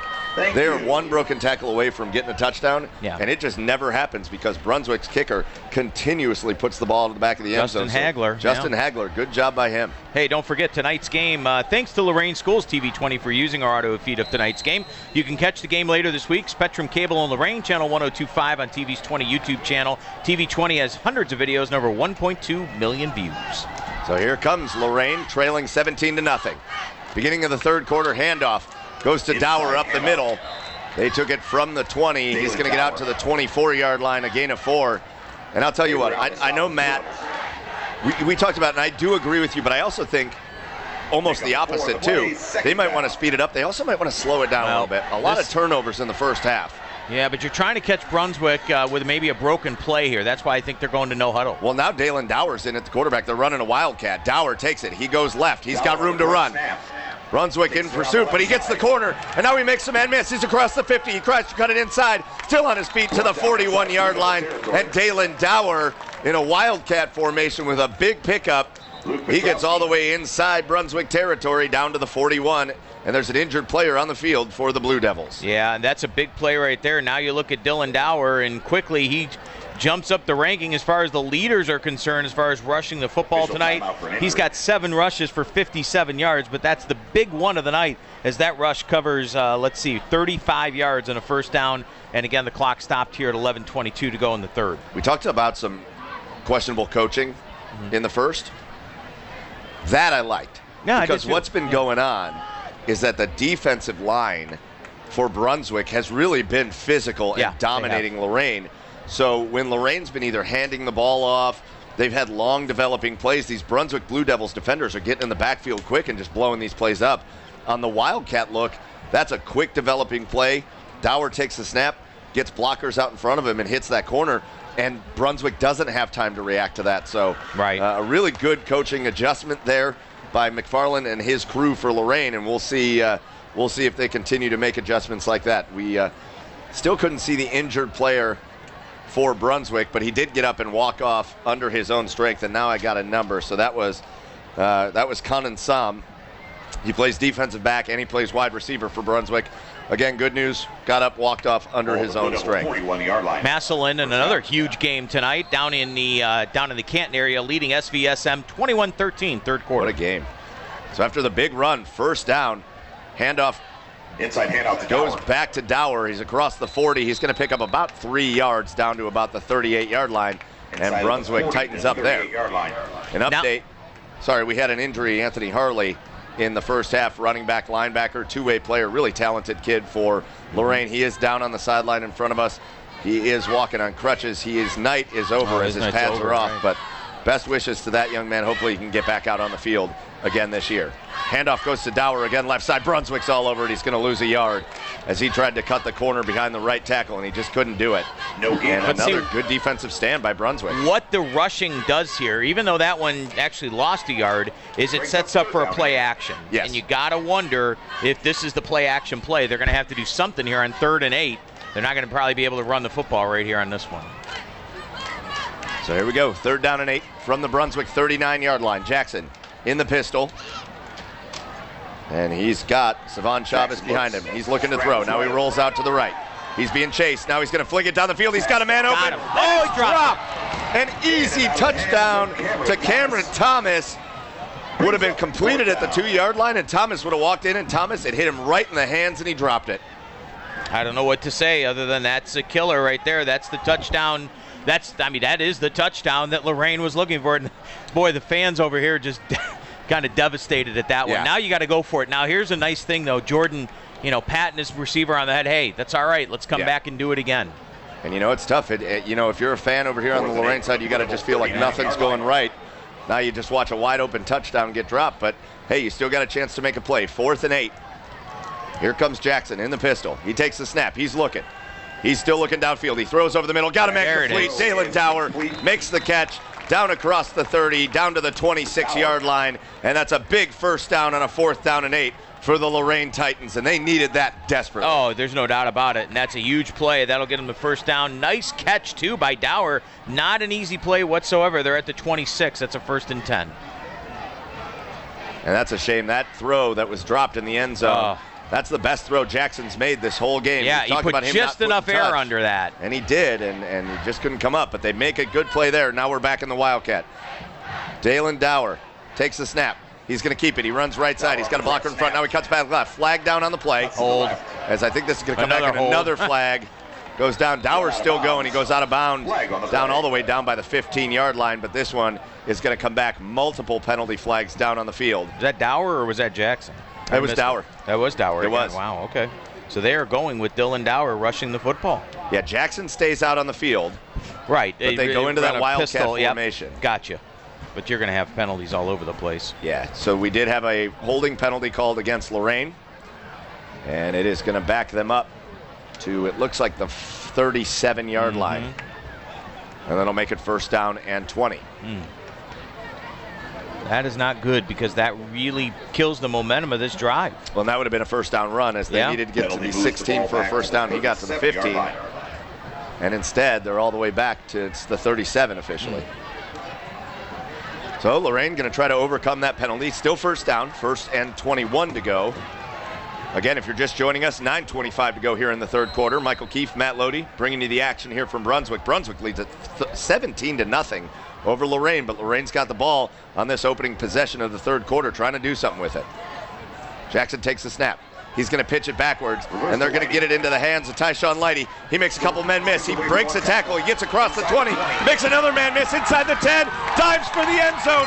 What a run by Lighty, and he went out of bounds at the 1-yard line. Wow. What a run Dynamic. by Tyshawn Lighty. There you go. And you know what? What an example of both power and elusiveness. He had a massive stiff arm on a defender right near the sideline, and then he just took off. I thought he got in, I thought he got in. But the referee said down at the 1. And now, all of a sudden, for the first time, the Lorain Titans are in business inside the North Gateway Tire red zone. From the 1, it's 1st down and goal. Under center is Jordan Jackson. Now he's going to step back. Got 3 guys in the backfield with him. Take it yourself. Chavez is back there. He's got Dalen Dower, and we got a penalty. No. And it's a delay of game. How do you do that? A delay of game. Wow. For the Lorain Titans, 1st and goal from the 1. It'll back them up to the 6. They're still in business. Yeah, but 1st and goal from a 1. You go from a 1st and goal at the 1 to a delay of game. Unbelievable. That is, I don't know if that's coaching or what that is. And they got to be careful here because they came over to the sideline. The clock's back down almost to 10. Yeah, again. And they're just now getting set up. But they are set up. Jackson finally takes the snap. They're going to option it. He pitches it. Jackson pitches to out across the 10, across the 5, diving for the end zone. He dropped looks the like ball. He fumbled the ball. Let's see what happened. If he drops the ball out of the end zone, that's Brunswick's ball. No, they said he went out of bounds. That was Savon Chavez. That was Savon Chavez, right. Trying to do a little too much, and that was real dangerous. Almost fumbled the ball into the end zone. He got down to the 2. Yeah, he's down to the 2. So he got 2nd and goal. So he got some of that yardage back. 4-yard gain there, 2nd and goal. But Chavez got to be careful reaching for the end zone. If you drop that ball, it's another turnover. So I mean, we've seen that a couple times in the NFL recently. Here we go. Handoff goes to Chavez up the middle. Brunswick trying to stand him up. Let's see. He got into the end zone. That's a 2-yard touchdown run for Savon Chavez. And Lorain gets on the board. After a rough first half, it took him 3 minutes here in the 3rd quarter to march down the field. And it's now 17 Brunswick, 6 Lorain. Well, I told you that. I mean, we talked about it coming out. That was the drive they needed. And again, you talk about, Tayshawn Lighty. That's the guy right there that really got him going. Absolutely. A nice job there by Lorain to overcome a couple mistakes. And almost shot themselves in the foot again, but they managed to get it into the end zone. The extra point by Rodriguez goes up and through with plenty of leg. And with 9 minutes to go here in the 3rd quarter, Lorain gets on the board. Matt Lodi, how big is that opening drive in the 3rd quarter when you're trailing 17-0 at halftime? Yeah, and again, we talked about, all along, it had to come from the playmakers, and it did on that one because, and again, that was all Lighty. I think that's a huge drive, though. Credit them because really, as I said earlier, you talk about momentum of this football game, and that really was the momentum changer right there. So now we'll see what happens with the Brunswick offense, and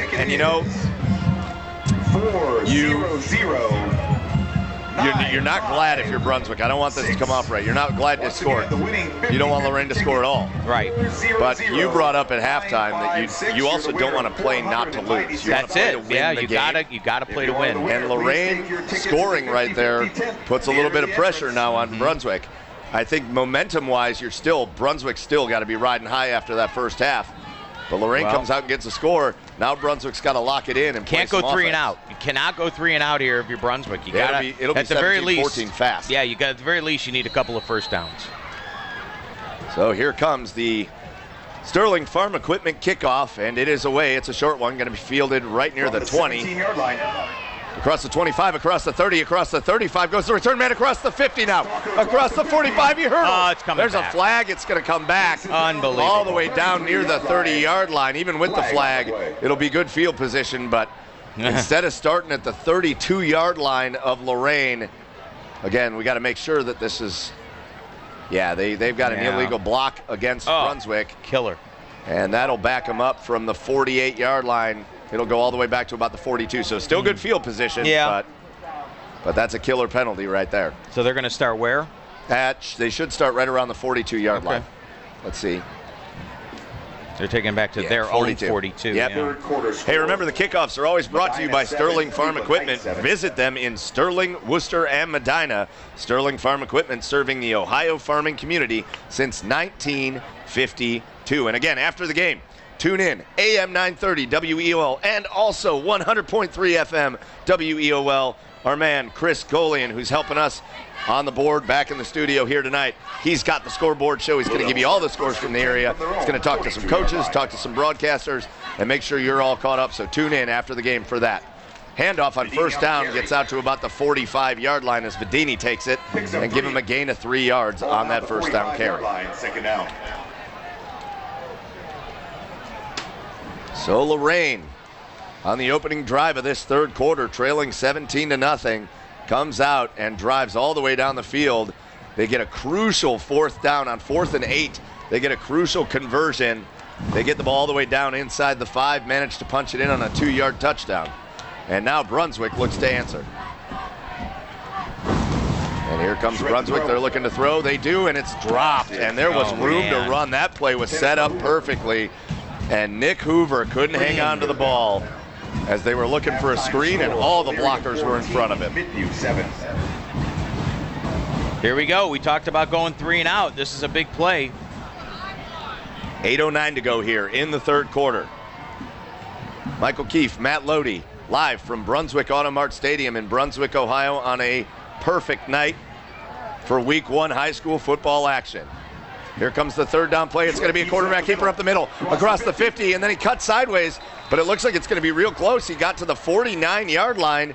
Jake Charette, I'll tell you what, he tried to cut outside to pick up extra yardage, and when he cut outside, he cut backward. He went the wrong way. He had the first down. He's going to wind up a yard short. So 4th and 1, huge play here for Brunswick. Charette stands in the shotgun. They're looking to draw Lorain off sides. Let's see if they run a play. Charette in the shotgun. Back there with him is Quentin McKinley. And at this point, 10 seconds to go on the play clock. They're still looking over at the coaches. All right, now they look like they're going to snap. Nope, we have motion. Wow. Let's see what happened. Let's see what happened. The first player to jump was a defensive player. Now the referees are going to get their huge call here. If it's against Brunswick, that forces a punt. If it's against Lorain, this is going to be a first down. Lorain jumped first, but I also don't think they jumped directly across. No, I think this is going to go against Brunswick. It's a false start. Yep. And I think that's the right call. Again, Lorain did jump first, but they didn't cause the false start. Right. And so now, instead of a 4th and 1, back it up 5 yards, 4th and 6, and you're going to see the punt squad come out for Brunswick. Big play there.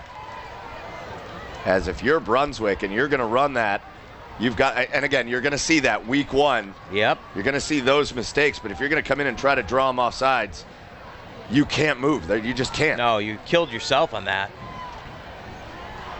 Make it a 4th and 6. So here comes Justin Hagler to punt. And he gets up a high punt, and it's a good one.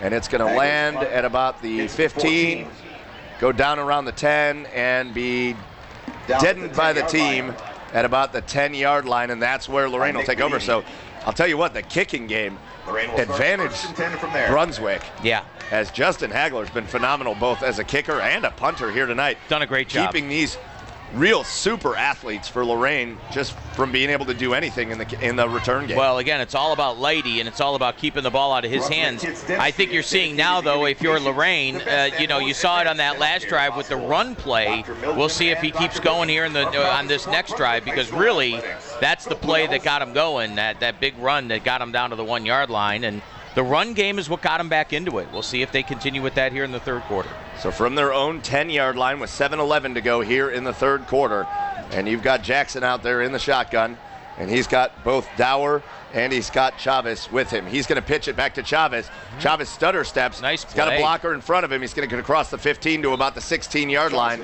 And again, very slow developing, but that time the blockers were able to get a lane for him. Sometimes that's how it's got to be. Sometimes it's got to take a few moments to get rolling. I felt like that time it just exactly happened like it needed to. For a minute there, Chavez looked like he was going to throw the ball, didn't he? It kind of did. You're right. Exactly right. Looked like a little Le'Veon Bell action right there on that one as he was, just kind of waiting on it, And all of a sudden, down to the turf goes William Savozel. He's sitting up, but it looks like he's got maybe some cramping going on in his leg. Again, another thing you're going to see pretty frequently Week 1 of high school football action. And so while they tend to him, they're stretching him out, so nothing serious. While they tend to him, let's see if we can get some more scores from around the area for you. As again, we're here at 6:46 to go in the third quarter. By the way, baseball score for you. The Tribe and the Rays, big game tonight. No score, top of the 6th. Indians with 4 hits. Shane Bieber pitching a masterpiece. 5 innings, 2 hits, no walks, 8 strikeouts. But again, the Rays doing just as good of a job as Pruitt went 5 1/3 for them, and Drake is now through the last out into that 6th inning. So mid-6th here. Or I shouldn't say here, but down in Tampa. Actually, 2 outs now in the 6th.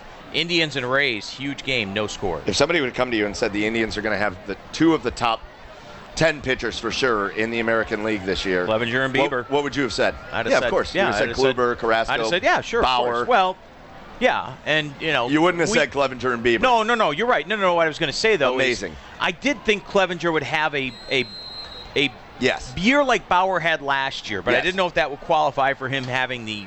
I mean, he's won 8 in a row. He's been yes. amazing. Handoff goes to Chavez up the middle after that injury timeout across the 20 out to about the 21, and that'll be enough for a first down for Lorain to move the sticks. And look out here. Yeah. All of a sudden. Yep, here's the momentum. All of a sudden, now you feel the momentum. There's not a lot of noise happening. There's no noise on that home sideline right now, and that home crowd is really quiet. They've made no noise since halftime. Jordan Jackson stands in the shotgun from the 21, takes the snap, hands it to Chavez again. He gets hit in the backfield. This time he's got nowhere to go, still trying to fight forward, but he's going to lose about 2 yards on that run. And there's the Brunswick defense as they were all over that run up the middle. Well, you can't do it every play. And that, what I'm telling you right now, Mike, you're going to see it maybe in the next play or two. You're going to set up for a play action. And I'm telling you, that's when they're going to try to get Lighty in the open because they haven't done it much tonight, but I have a feeling it's coming. So now second down. They're going to say he lost actually 3 yards on that. Second down and 13. 18. Jackson in the shotgun. He's looking to throw.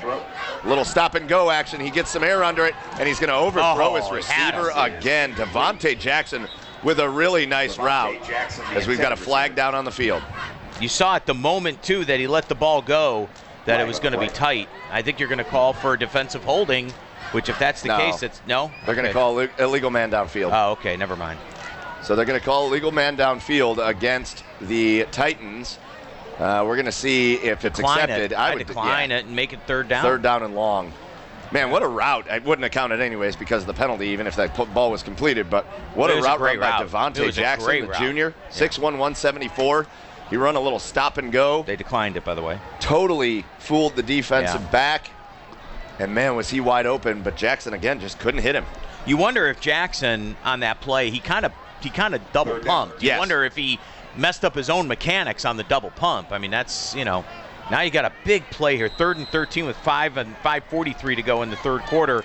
Huge play here if you're Lorain, and same goes for Brunswick, stopping him. Jackson takes the snap in the shotgun. He's looking to throw. They're looking to a little dump off screen, and it's not there. Now Jackson's being chased by about 3 defenders. Now he wings the ball down the field. He's got Jackson, and it's incomplete again. Almost catch. Devontae Jackson, I'll tell you what, great job.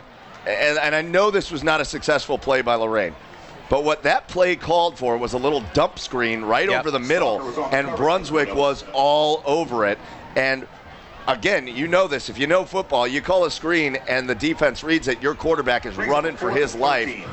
And I'll tell you what, Jordan Jackson running for his life from 3 Brunswick defenders, finds Devontae Jackson down the field, and that was the hardest throw he had to make all night, and he almost connected with it. Instead, 4th down and long, and Devontae Jackson goes back to punt the ball away. The first punt of the night for Lorain. As this ball's away and fielded right at the 50-yard line with room to run across the 45 down to the 43-yard line goes the returner for Brunswick, and that was Paul Lembus, I believe is who that was. Sorry, they got 2 number 12s. Great field position, by the way, with 5:24 to go. They're going to start at the 44-yard line. So hey, this is the opportunity if you're Brunswick to try to get points back here after giving up some to start the third quarter. How about that? If I would have told you coming into this game, you would have believed me on this. If I would have told you Lorain would be punting for the first time in the game with 5:24 to go in the third, you'd probably believe me. But you'd also probably think they probably had 30 points on the board. Right, exactly. Well, I mean, that's the team they are, and but they just haven't had it tonight. So here comes Brunswick. Great field position at the Lorain 44-yard line, leading 17-7. 5.5 minutes to go here in the third quarter. This is going to be a quarterback keeper up the middle across the 40, down near the 35-yard line. A good run by Jacob Charette.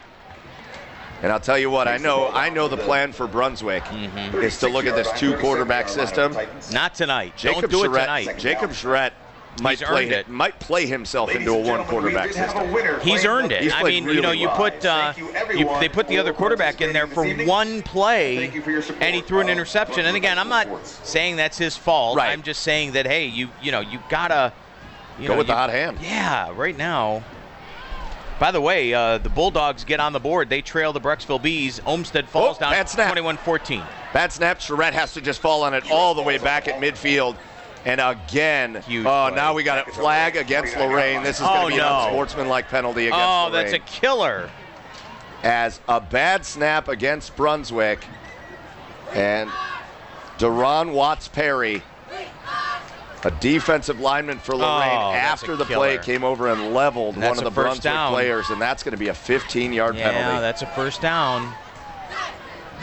So Brunswick, bad snap, went way over the quarterback Charette's head. They're going to talk to Mark Pinzone about it, though. I mean, I'm wondering. Well, he's going to take it. Well, you have to. I mean, it's an automatic first down, too. Charette had no chance of catching that snap. Did a really nice job to get back and just fall on it near midfield, but you were looking at a play that was coming up of third down and almost 20 yards that they were going to have to go. So they're going to mark this from midfield. That'll go down to the 35, if I'm thinking this right. Yeah, it was a dead ball penalty, an unsportsmanlike personal foul. That's so it's going to be a 15-yard penalty from where the play ended. Yeah. That'll take him to the 35. And it's, again, as I said, almost as big as it's a first down. That would have been. So that is not a first down in high school football. 3rd and 1, you're right. I take that back. Oh, yeah, 3rd and 1. So in high school football, because that was a dead ball penalty, it goes from the end of the play. Yeah, you're right. 3rd and 1 at the 35. So see if they run the football here. Well, hold on a second. They're still saying, third down. 3rd and 1. So Charette takes the snap on 3rd down. Didn't get it. Hands it off to Vedini, who falls forward. What an effort by Vedini, who falls forward for a first down. Lodi, I was with you. Didn't have it, and rolled to about the 32-yard line. What a play. What do they tell you? When you're getting coached in high school football and you got the ball, what do they always tell you? Keep your feet moving. Keep your feet moving, right. Hey, real quick, end of the 3rd, and a great one on live on the radio right now. Avon Lake 9, the Eagles 7. Can we do 2 years in a row of seeing the Avon Lake Shoremen with the upset in week 1? Well, last year was not week 1, it was week 3, but we'll see if that happens tonight. I'm still traumatized over climbing those Avon Lake steps last year. Go to Byers Here comes the first down play, and it's a pass that's completed out across the 30. 2 spin moves across the 20, across the 25, inside the 20, down to the 12-yard line. Great run. What a run. Verdini. By Nick Vedini. No, Hoover. I believe. It was Hoover, you're right. right. He said it was Hoover. Takes the ball down to the tight. It was Hoover. Great catch all the way inside the red zone. And again, that puts Brunswick in the North Gateway Tire red zone. North Gateway Tire gives away a set of tires for every touchdown scored by the Highland Hornets inside the red zone at North Gateway Tire Field this year. Text NGT Zone to 44622 or visit ngtzone.com for details and registration. I got news for you. If Brunswick scores a touchdown here, this game's over. I don't know about that, but we'll see what happens. Here's a handoff up the middle, and this is the backup running back. This is Quentin McKinley, who is all kinds of speedy. He gets inside the 10, down to the 7-yard line. And that's a pickup of about 6 on that first down play. I just feel like all the momentum has shifted back to Brunswick, and that's why I think they're going to. Now they're moving fast. Vedini takes the handoff up the middle. He's got a hole. He's across the 5. He got a big hit. He's going to come up, I think, just short of the first down. It should be short. 3rd down and 1 from the 4. They're trying to hurry up, though. They want to get Lorain. It's working. Yep. So here we go. They're moving fast. 3rd and 1 from the 4-yard line. Now they're going to look over at the sideline. Be careful here if you're Brunswick. Don't. The snap is the biggest thing. You already tried to draw Lorain offside once, and then you had a false hurt yourself start. on that. I think I call a timeout here on Brunswick. That play clock's getting low. 15 seconds. Now they're set up. Charette in the shotgun with Vedini behind him. Charette takes it. They're swarmed, but he gets out of a tackle, scrambles up the middle, and Charette goes into the end zone for a Brunswick touchdown. Wow. Jacob Charette. That looked like a botched play. It was a great play. It looked like Charette was trying to hand the ball off to Vedini, but Lorain got tremendous pressure in the backfield. Charette wound up keeping the ball going up the middle, and he takes it 4 yards for a Brunswick touchdown. And when it looked like Lorain was getting some momentum back, Brunswick answers. They lead 23-7. Here comes the extra point attempt for Justin Hagler. Up and good, and it would have been good from Hagler's extra like point 100 yards as it almost hits the concession stand. 2:27 remaining, third And with quarter. 2:27 to go, it is 24-7 in favor of Brunswick. We're going to take a quick break. We'll be back with more of the Tri-C Brunswick University Center Medina County matchup right here on WEOL.com Stream 3. Veterans benefits earned through your service in the National Guard or Reserve can offer a range of support. I wouldn't be here today as a successful woman without the help that I received. From home loans to job training, go to benefits.va.gov/Guard Reserve to find out more, even how to apply online using e-benefits. This is one of the best things I ever did in my life. We were very fortunate to have these benefits, so we definitely ought to use them. Achieve your next mission. Learn about your VA benefits today. Hey guys, how you doing? Yes, for a nicer day, huh? Oh, it's beautiful. Gonna get some big ones. Anybody want to wear a life jacket? I'm good.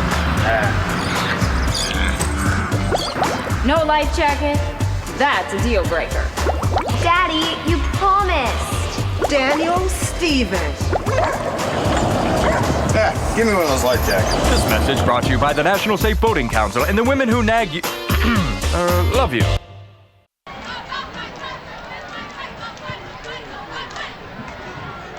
And we're back live from Brunswick Automart Stadium. Lighty. As the kickoff goes to Lighty, he breaks a couple tackles, but he's going to be pushed over to the sideline and out of bounds. So again, good pursuit by the Brunswick Blue Devils to take him out of bounds about the 28-yard line.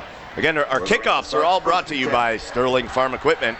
Let Sterling's unmatched sales, service, and parts department help keep your farm equipment humming. That's Sterling Farm Equipment. Again, 2:20 to go here, third quarter. Brunswick with a big answer after Lorain looked to be taking some of the momentum. It is now 24-7 in favor of the home team, the Brunswick Blue Devils, on a great opening night here at Blue Devil Stadium. I'm Michael Keefe. Alongside me, our main man, Matt Lodi. So good to be up in the booth with him. And Lorain's going to see if they can get a quick answer before this third quarter runs out. Jackson in the shotgun, takes the snap. Hands the ball off. That's Dower. He gets across the 30 out to about the 31. And give him 2-3. Wow, they're going to keep. I don't know how they're saying he got to the 33-yard line on that. That's a 5-yard gain. It looked like it was about a 2-yard gain, but you know what? His hands hit the ground. Lorain will be happy with that. They've got to get something going here, yeah. Mike. So make it 2nd down and 6. By the way, Olmsted Falls knots it up at 21 in Brecksville. They've scored the last 2 touchdowns. Chavez takes the carry, and he's got nowhere to go. He is going to gain a couple of yards. He got out to about the 34. It'll bring up 3rd down and 4. But that's a guy that, you know, to start this game, as we've got another player down for Brunswick. Injury timeout. To start this game, they gave Chavez the ball a few times and let him run the ball up the middle, and he seemed to be gouging Brunswick pretty good for 5-6 yards a pop. Since then, though, he has had, it's been tough going for him. It has. As this Brunswick team is just swarming these running backs. Did you see this coming at all? No, honestly, no, I hadn't. I did not. I thought, again, if you were Brunswick, my biggest thing here was thinking that, you know, early momentum, scoring first, which they did. What I did not see coming was the sloppiness of Lorain in that first half with the 4 turnovers. By the way, Tyler Naquin carted off in the game down in Tampa. No score. The Indians and Rays go into the 7th. Shane Bieber continues to pitch a masterpiece. Naquin caught the ball, by the way, robbing a home run, but crushed up against the wall and had to be taken out. Looks like an ankle injury. It's not a good situation, though, but he did make the catch. So, again, Indians and Rays, no score. Huge game, wild card implications, everything else, but does not look good for Tyler Naquin. Well, hopefully Naquin, they can get him figured out. Again, one area the Indians are actually halfway decent is a little bit of outfield depth. So, well, here's the interesting part. You know, somebody just brought this up on Twitter. Let's say they want to bring up Jake Bowers. How do you get somebody to Tampa with the hurricane?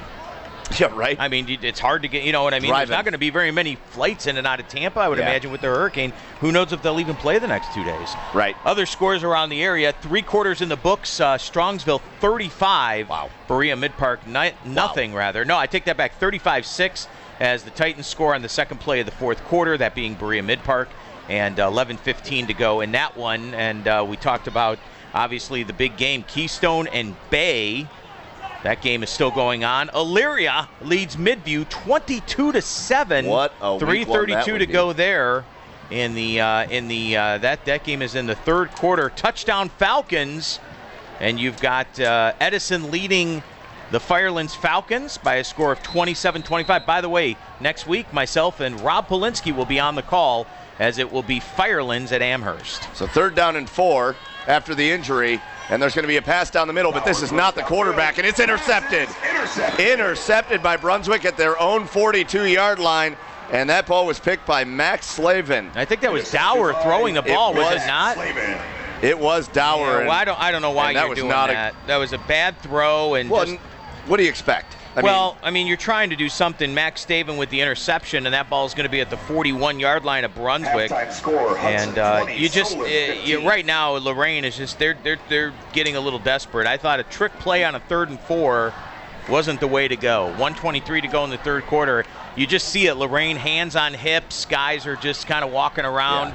Yeah. It's just utter confusion, utter frustration, and utter disappointment right now if you're the Lorain Titans here on opening night. And it's been such a combination of everything, right? It has. It's been bad penalties have happened. It's been now 5 turnovers. That's the now third you've got interception of the 5. game. You keep calling for 5. I got there you. There it was. 5th. And then it's been real missed opportunities. You've had big plays that have been called back on penalties, and you've had a drop touchdown in the end zone. Yep. And it just is nothing's going right for Lorain tonight, but Brunswick's taking advantage. Handoff goes to Bedini. Left side, he breaks a tackle, breaks another one out across the 45, dragging a tackler out across the 50. Great run. Into Lorain territory, down to the 48-yard line. That's a first down run for Bedini. Down in Titan territory. What a run. That takes him down to about the 47-yard line? Verdini tonight, by the way, I'll get you his numbers here in just a moment as I log it into the system. Verdini tonight rushing the football. He's got 10 rushes for 68 yards. Not spectacular, but good enough. By the way, Lorain last year, they won their opener 44-14 over Midview. They lost in week 2, 42-21. The game that I had for them last year, a Saturday afternoon game on Labor Day weekend, they beat Elyria 40-7, and then they beat St. Joseph, Ontario the following week 50-6. So they were 3-1 at one point. Then they lost 2 in a row, and that really derailed their season.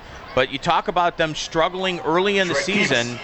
And again, last year, though, they did not. Charette keeps it on this first down run. He's going to go all the way inside the 30, down to the 29-yard line. A big run of about, what do we have, about 16 yards Yeah, I'm there. going to say about 16, 17 yards, depending on where they spot the football. 2 years ago in the opener, they lost to Midview 37-34. So they've played Midview, it seems like, in the opener the last couple of years, and last year did not get the job, or 2 years ago did not get the job done. Well, now with 40 seconds to go here in this third quarter, now you're going to see, I think now is an appropriate time to see Brunswick slow it down a little bit. You're starting to see some big holes open up for this running game. 22 rushes, 136 yards, and they're going to add on to that. Yeah. McKinley gets out down across the 25, down to the, well, they'll mark him at the 25-yard line, so give him 4 yards on that. And right now, things are not looking so good for the Titans. As Keep the clock is running, yeah, they're going to have to run one more play here. They'll have to. Yeah, you're right. They'll run one no, more. Not. Nope, well, they can I don't let know it why run. they would. Well, you're right. They're looking at the sideline. If you're Mark Pinzone, look at that clock, and there's no. They're pointing to the clock. Let that clock run out and get out of here, and go up into the fourth quarter with a 17-point lead. The same thing that you ended the first half at, rather. There's a couple surprises from around the area, but I think this is number one going into the fourth quarter. As the third quarter comes to an end, the Brunswick Blue Devils right now are all over the Lorain Titans, 24-7. We're going to take a break, and we're coming back with our first fourth quarter action of the 2019 season. It's Brunswick 24, it's Lorain 7. Every year, the Salvation Army serves nearly 30 million people in need. That's one person every second. So by the time you've finished watching this, 30 more lives will have been changed. for good. All thanks to your donations. Thank you.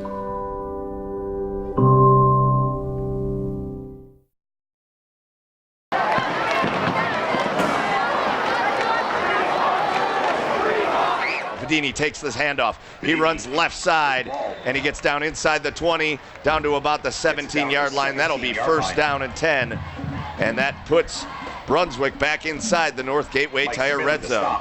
Again, if you haven't heard throughout the game, get over to ngtzone.com or text ngtzone to 44622, because every time the Highland Hornets get inside the red zone and score a touchdown at North Gateway Tire Field this year, which happens a lot, North Gateway Tire gives away a free set of tires. So get over there and register, and you could win a free set of tires. 11 and a half minutes to go in this game. Brunswick starting to slow things down.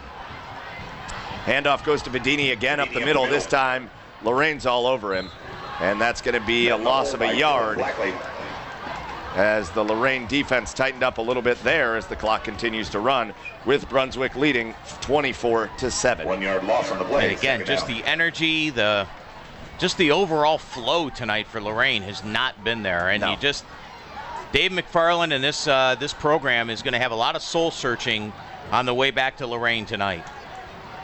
Jacob Charette stands in the shotgun.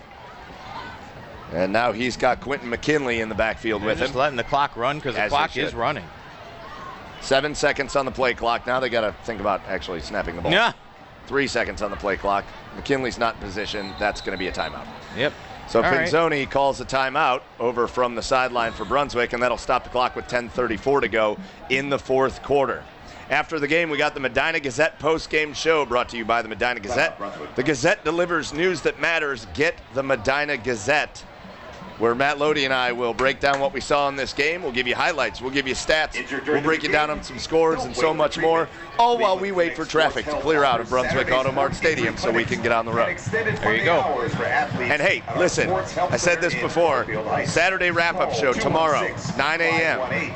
Our crew, our normal crew, will be on there. But the highlight for the Medina County matchup, something we're so excited about on WEOL this year, if you tune in to the Saturday wrap-up show on AM 930 or 100.3 FM 930 at 9:50, the guys are going to be joined by Hall of Fame broadcaster Joe Tate, as Joe Tate's a major friend of the station, and he has said he will come on the Saturday wrap-up shows and break down all of the Medina County action. So Joe Tate will be on talking specifically about Medina County matchup, and I bet this will be the game he focuses on as he breaks that down tomorrow morning on the Saturday wrap-up show.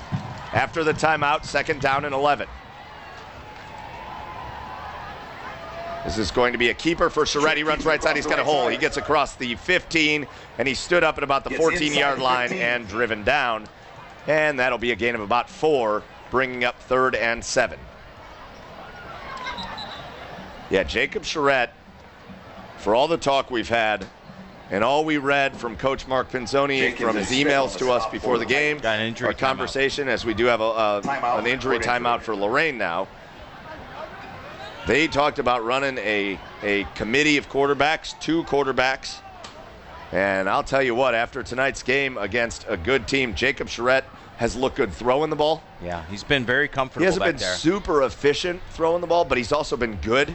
He's not making big mistakes. No. I mean, I've got him. He also runs the ball well. I've got him at 10 of 17 for 83 yards, but there's not been a big call for him to have to throw the ball a ton. So 10 of 17 is fine. No interceptions. Jonah Clement threw the only interception of the game, only turnover of the game for Brunswick. I think at rushing the football, he's got 12 rushes for 64 yards. I mean, again, 2 touchdowns as well. I mean, he's got to be your player of the game right now. Him and his brother Kyle, who, of course, had the big interception return that got it to 17-0 in the second quarter. It's a good night for the Charette family. It certainly is. Yeah. It's a Charette type of night. It certainly is. See how I did that?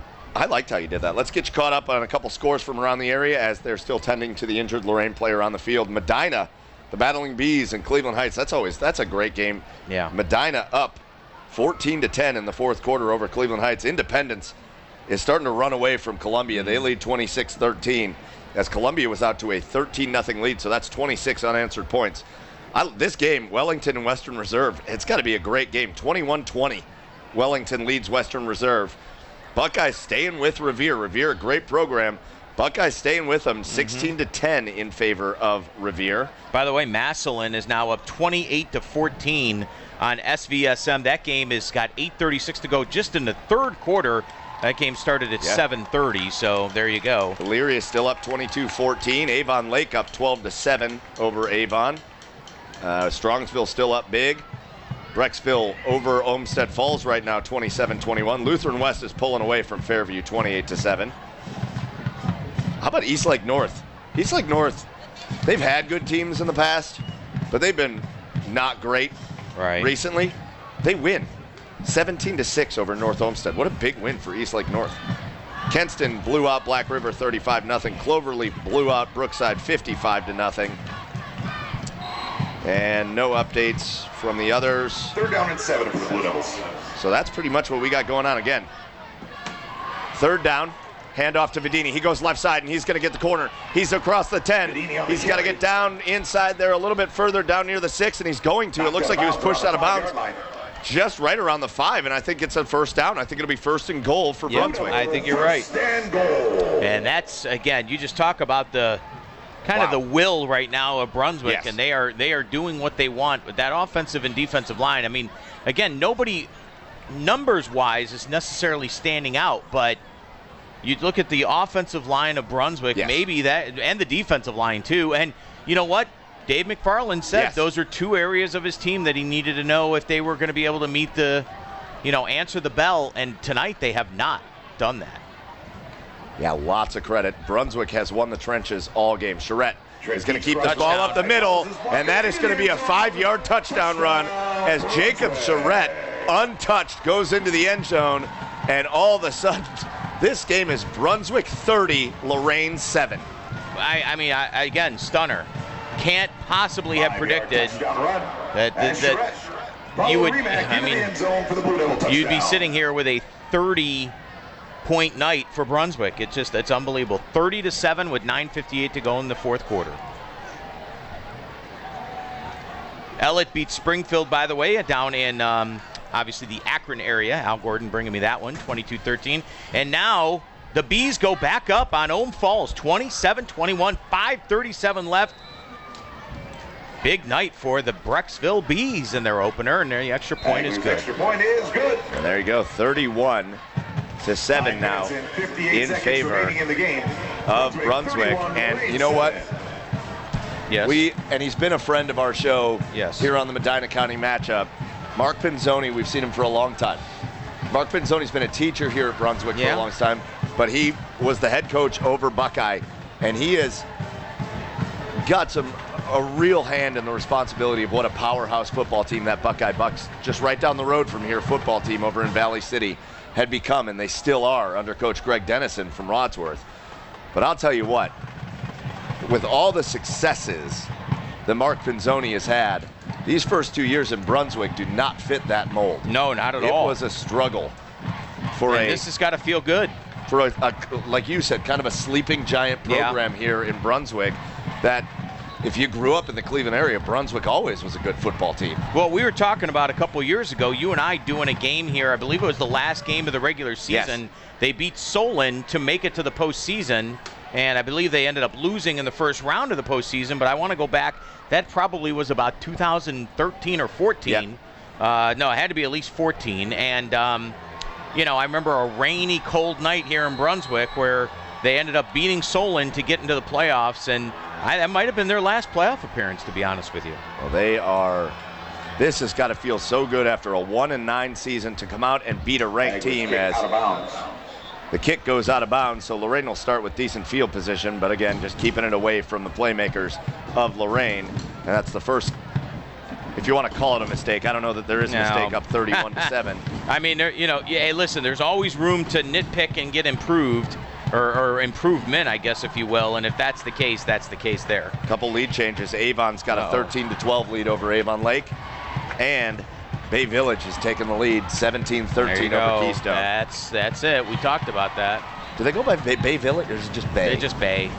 The Bay Rockets. Bay Village. Now, why are they You say the ball's at the 35, but now they're lined up at the 20. So what are we doing here? Penalty on the kickoff. No, Okay, there's the penalty. The football's at the 35. The kids were just at the 20. Yeah, we're warming you up. Chris Golian, he's on our game. He's spinning the dials for us back in the studio, doing an awesome job, making sure we're coming through loud and clear to you over the sound waves. He's got the scoreboard show tonight, and he'll be doing that for the first time here for us on WEOL, and he's excited for it. And he's going to have all these scores. He'll get you all the finals from some really good games from around the area. So again, make sure you stay tuned on AM 930. On 100.3 FM, WEOL, or on the website, any of the streams, or on our app. 1 yard gain for Chavis.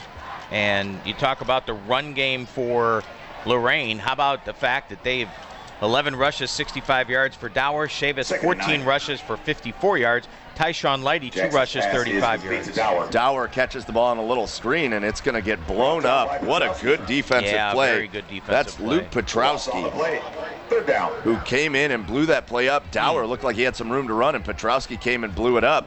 And it gets him back to the original line of scrimmage, back to the 35, and it's 3rd down.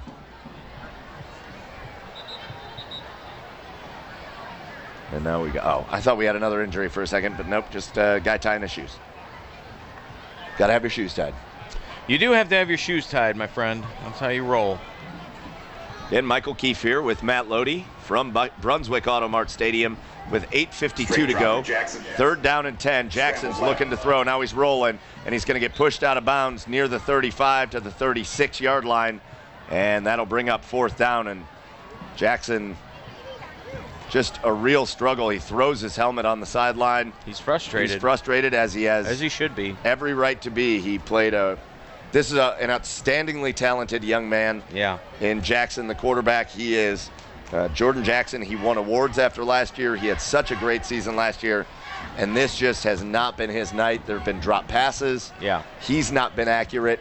He's had trouble putting some touch on the ball, and he's turned the ball over a whole bunch. It just has not been his night, but there will be other nights. Yeah. This is not one of the better ones, though, for him. Well, this is a learning experience for him. This is Devontae Jackson. 36. This is going to be something where Jordan Jackson has to tighten roll.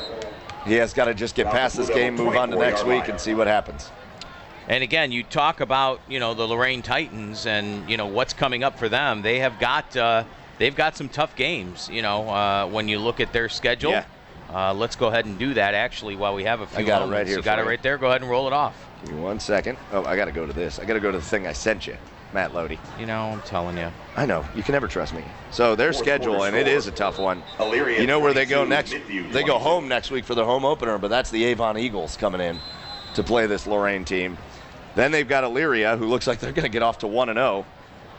They go to Clarkson Football North in Ontario. They got Toledo Scott, and then they go Cleveland Heights, Warrensville Heights, Maple Heights, Bedford, and Shaw. So interesting. Tough schedule. I mean, obviously Maple Heights with the great year last year. As on 1st down, Vedini takes the carry for a 5 yards out to the 30-yard line. With the carry. No, it's not. It's who was that? Actually, I think it was 43, which is Paul Ganal, senior running back. Yes. Gain of 5 on the play. Second. Yeah, you got Avon, Clarkson football. Toledo Scott's a good program. Cleveland Heights, they're losing to Medina, but it's a close game. Maple Heights won. So, I mean, some very winnable games, but also a tough schedule. Now we'll look. Well, in a minute, we'll look at the Brunswick schedule. They're gonna look at tonight, and they're gonna say to themselves, "We turned the ball over 5 times." Yes. I mean, that's what this is really come down to. I mean, you can't, you can't sit there and, 3rd down and 3. Null picked up 2. It's 3rd and 3. And how about this? Brunswick tonight matches their season high in scoring from last year. It's crazy. They put up 31 points against an 0-10. Never saw this coming. 0-10 Elyria team. They scored 31 points. The rest of the season, if you take that game out, we said this before, Brunswick averaged 6 points per game. They come in against a ranked Elyria team and put up 31 points. I mean, think about this, Mike. What does this do for Brunswick in terms of, their rankings and this? And now another big carry, and there he goes. All the way down to the 40. Is that? No, that's another backup running back. That is Brandon Koenig. So you got some of the backups in. You've got Jonah Clement, who is the backup quarterback and actually supposed to be kind of quarterback by committee. We've only seen him one other time when he threw an interception tonight. Yeah.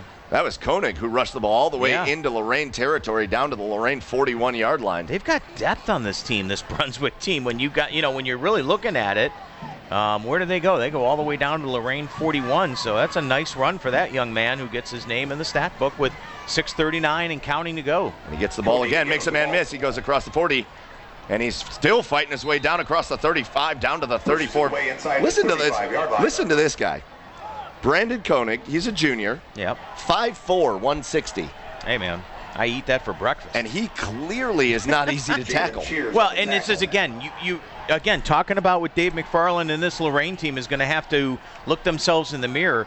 They're going to have to figure out on the offense and defensive lines what they're going to do differently come next Friday night, because clearly what they're doing right now is not getting it done. Koenig gets the ball again, and this time he's stopped for maybe a gain of one. Sorry with the tackle. They're missing tackles. 33. They're missing tackles. They're getting manhandled, basically. And we saw it early on in the ball game. Really, I'll be honest with you, and of course, at this moment, you look back and second guess, but how about the fourth down sack early on in the ball game by Brunswick? That kind of changed everything around. Yes. Hey, by the way, thanks to Lorain Schools TV 20 for using our audio tonight. You can catch the game this week on Spectrum Cable in Lorain, channel 1025, and on TV's 20's YouTube channel. There's another run and a first down. And that'll be a first down run across the 30, just inside the 30, as Koenig gives Brunswick a first down. And we're down at 5 minutes and 20 seconds to go here in this ball game.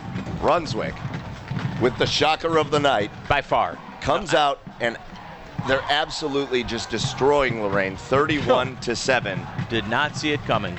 And Lorain did plenty to themselves. They had plenty of mistakes. 5 turnovers. Dropped a touchdown. Remember the drop touchdown earlier in the game? That's another one that you can look back on. But you know what's funny about the drop touchdown is Koenig carries for about 3 yards. Hand up to Koenig. You know what's funny about the drop touchdown is we'll look back on that as a kind of a self-inflicted mistake. Yeah. They scored a touchdown on that drive, though. They did. You're right. But that was a touchdown that got them back in the game a little bit at 17-7. And we thought, okay, if they were going to turn it around, that had to be it. On the next drive, if I'm not mistaken, let me go back and look at the chart here. I believe they went 3 and out. Let's look at the third quarter. Lorain scores a touchdown on a 10-play, 80-yard drive. Brunswick goes 3 and out. The next drive, Lorain went 5 plays and scored and had 9 yards and punted. And the next drive is when you had Brunswick go for a touchdown, 44 yards and 6 plays. That was what changed the game. That was what really sealed the deal, because that made it 24-7. With 4 minutes left, Koenig takes the second down handoff and gets down inside the 25 to the 24. And that'll make it third down and about 5 yards to go here for Brunswick as, again, they're just keeping the ball on the ground, running the clock. Just keep that clock running. I'm interested to see, let's see time of possession. Brunswick 21 minutes, Lorain 17. But really, this is just a matter of them trying to run out the clock. By the way, Brunswick, 36 rushes for 212 yards right now. Koenig, nope. This time it's going to be a quarterback keeper. Wow. And it goes across the 20. It's a gazelle running down the field across the 15. Is that down near the 10-yard line? And that is the quarterback, Jonah Clement. Yeah. Jonah Clement, 6'4", 180. Wow. As and we've got he a took player it down, to about the 10-yard line. So you're going to have first and maybe goal here. It is first and goal. Boy, I'll tell you what. They put up another touchdown at 38-7. That's salt in the wound. And you just... I'm just stunned at how, I don't want to say they were unprepared, but sloppy, I think, is the word I want to use for Lorain and Dave McFarland tonight, because that's clearly, again, the turnovers, there was a delay of game, just too many things going on that, really hurt them. By the way, the Rays have taken a 1-0 lead on your Indians. Bottom of the 7th, 1 out, and Shane Bieber went 6 1/3, allowed a run on 6 hits, 9 strikeouts. And the only run of the game so far, Garcia single to left, Meadows scored. But again, right now, Adam Simber trying to, in the game right now, trying to stop the bleeding as the Rays are up 1-0. Bieber, 109 pitches, 75 strikes. Rays now out hitting the Tribe 6-5. But the Indians, again, big series this weekend in Tampa against the team trying to catch him in the wild card race. Other big game as far as the Major League Baseball scoreboard is concerned. You look at the Twins and the Tigers. The Twins in the bottom of the 5th, by the way, Mike, 12-4 Twins over the Tigers. The Twins may not lose again. They're never losing again. The other team the Indians are looking out for, of course, are the Oakland Athletics, and Oakland is on the road in New York, and good thing for them. They've got a lead, 6-2 over the Yankees. Yeah, so everybody else could win. Everybody's having a good time tonight except for the Tribe. Hey, let's, while we're still tending to one of the offensive linemen that's just down with the cramp and he's walking off, let's look at Brunswick's schedule the rest of the year as they're going to get off to this great start. Yeah. In the Greater Cleveland Conference. They go to North Royalton next week. Then they've got Rhodes High School here. Really tough game at Solon. They come back here for a tough game against Strongsville. And every other game is tough. There's no tough game on their schedule in that conference. Right. Solon, here for Strongsville, here for Shaker Heights, at Menor, at Euclid, here for Elyria, and at Medina. There's no break. No, not at all. So what a great way to start off the season. First and goal, Blue Devils. Avon wins 13-12. We get an update from Avon Lake, our radio game tonight. Avon beats Avon Lake 13-12. Wow. At Avon High School. I'm sure I'm really interested to see how that one ended. By the way, Eau Falls on a last-minute touchdown beat Brecksville 28-27. How about that for a final? Hand off to Koenig again. This Koenig kid is running the ball really well. We're down to 3 minutes as he breaks a couple tackles. It didn't result in a lot, but it looked like it was going to be a loss of about 5 yards, and instead he picked up about 3. That's what you got to do. Down to the 7. He just keeps the legs churning. And again, these are young kids. Brunswick's got a very stacked roster as far as the amount of kids on their roster. And, we were looking at it before the game going, how could a team with this many kids not be successful? And, well, they're doing it tonight. Hand off to Koenig up the middle. This kid wants a touchdown. Yeah, he does. Gets down inside the 5, down to about the 2.5-yard line. He's run the ball too hard to not get in the end zone. 2.5 minutes to go. Yeah, make sure you stay tuned. Listen to Chris Golian after this on AM 930 WEOL or 100.3 FM WEOL. He'll have highlights from all of our stream games, including that Avon Lake game. And I'm telling you what, the minute I get back in my car, I'm turning that on because I want to hear how that game ended. 3rd down and 2 from the 2-yard line, 3rd and goal. Koenig in the backfield. He's going to take the handoff. He's going to be met by about 14 Lorain players, and he's going to fall down by about.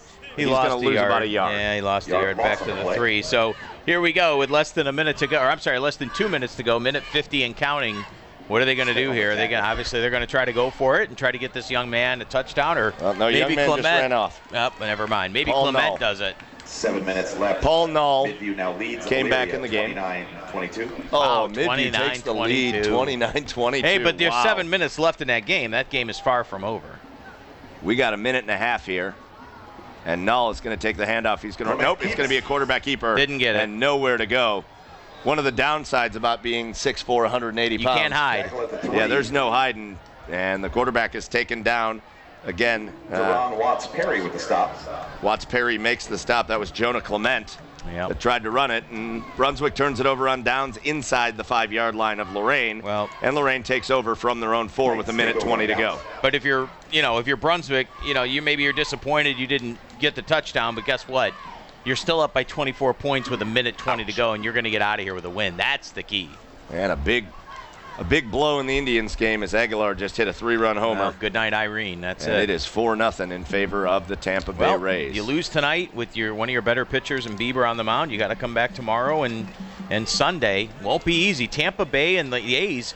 That's the scary thing about the wild card, Mike, is both those teams have dominated the Indians this year. I think Tampa Bay earlier in the year swept them won 2 out of 3 here in Cleveland in a weekend series. The A's were 5-1 against the Indians. So, and I know that was early in the year and things are different now, but again, Rays tonight anyway have the Indians number again down in St. Pete. Now it looks like Tyshawn Lighty is going to take the snap here, and they're going to hand it off.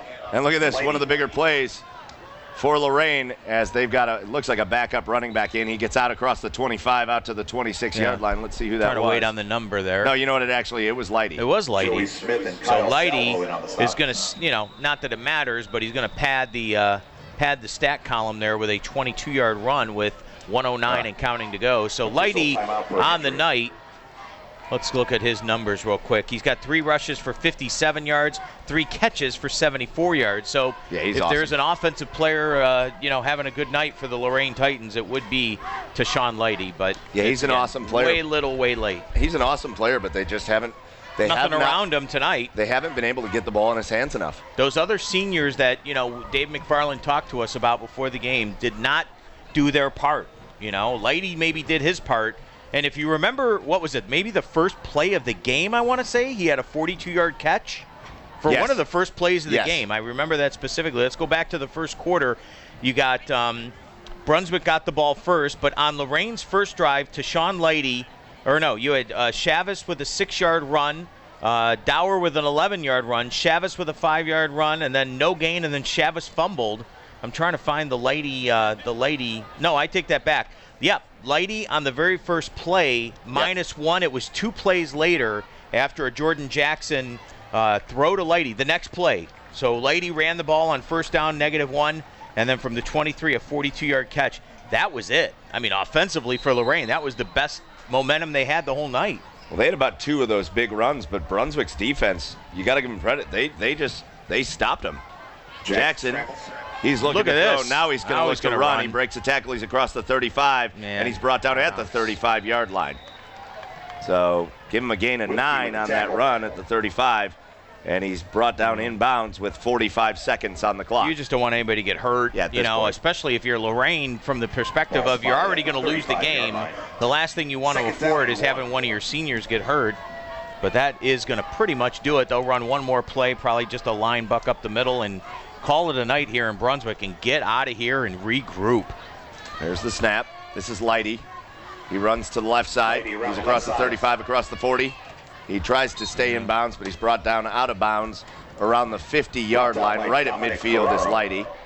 And there's 17 seconds to go in this game. So he did go out of bounds. Play good for Lorain. So the clock does stop, so Lorain will have to run at least one more. And again, this is, you just got to be careful at this point because it always don't want to get anybody hurt. It seems like this is the time where that happens too. Tashawn Lighty now up to 72 yards rushing the football. He's the leading rusher in the game for the Lorain Titans. Now they're going to try to throw. Jackson completes it to other Jackson. Out across the 45 down to the 42-yard line. Clock will run short of the first down, a pickup of 8 yards. And with 4 seconds on the clock and it's running, the clock will officially run out. And you can officially put this one in the books. The Brunswick Blue Devils come out and make an absolute statement. They take care of business against a good Lorain Titans team, 31-7. Brunswick goes to 1-0 on the year. Lorain goes to 0-1. And again, like you said, there's some soul searching to do for the Titans after this one. This has been a production of Lorain City Schools TV 20 WLCS.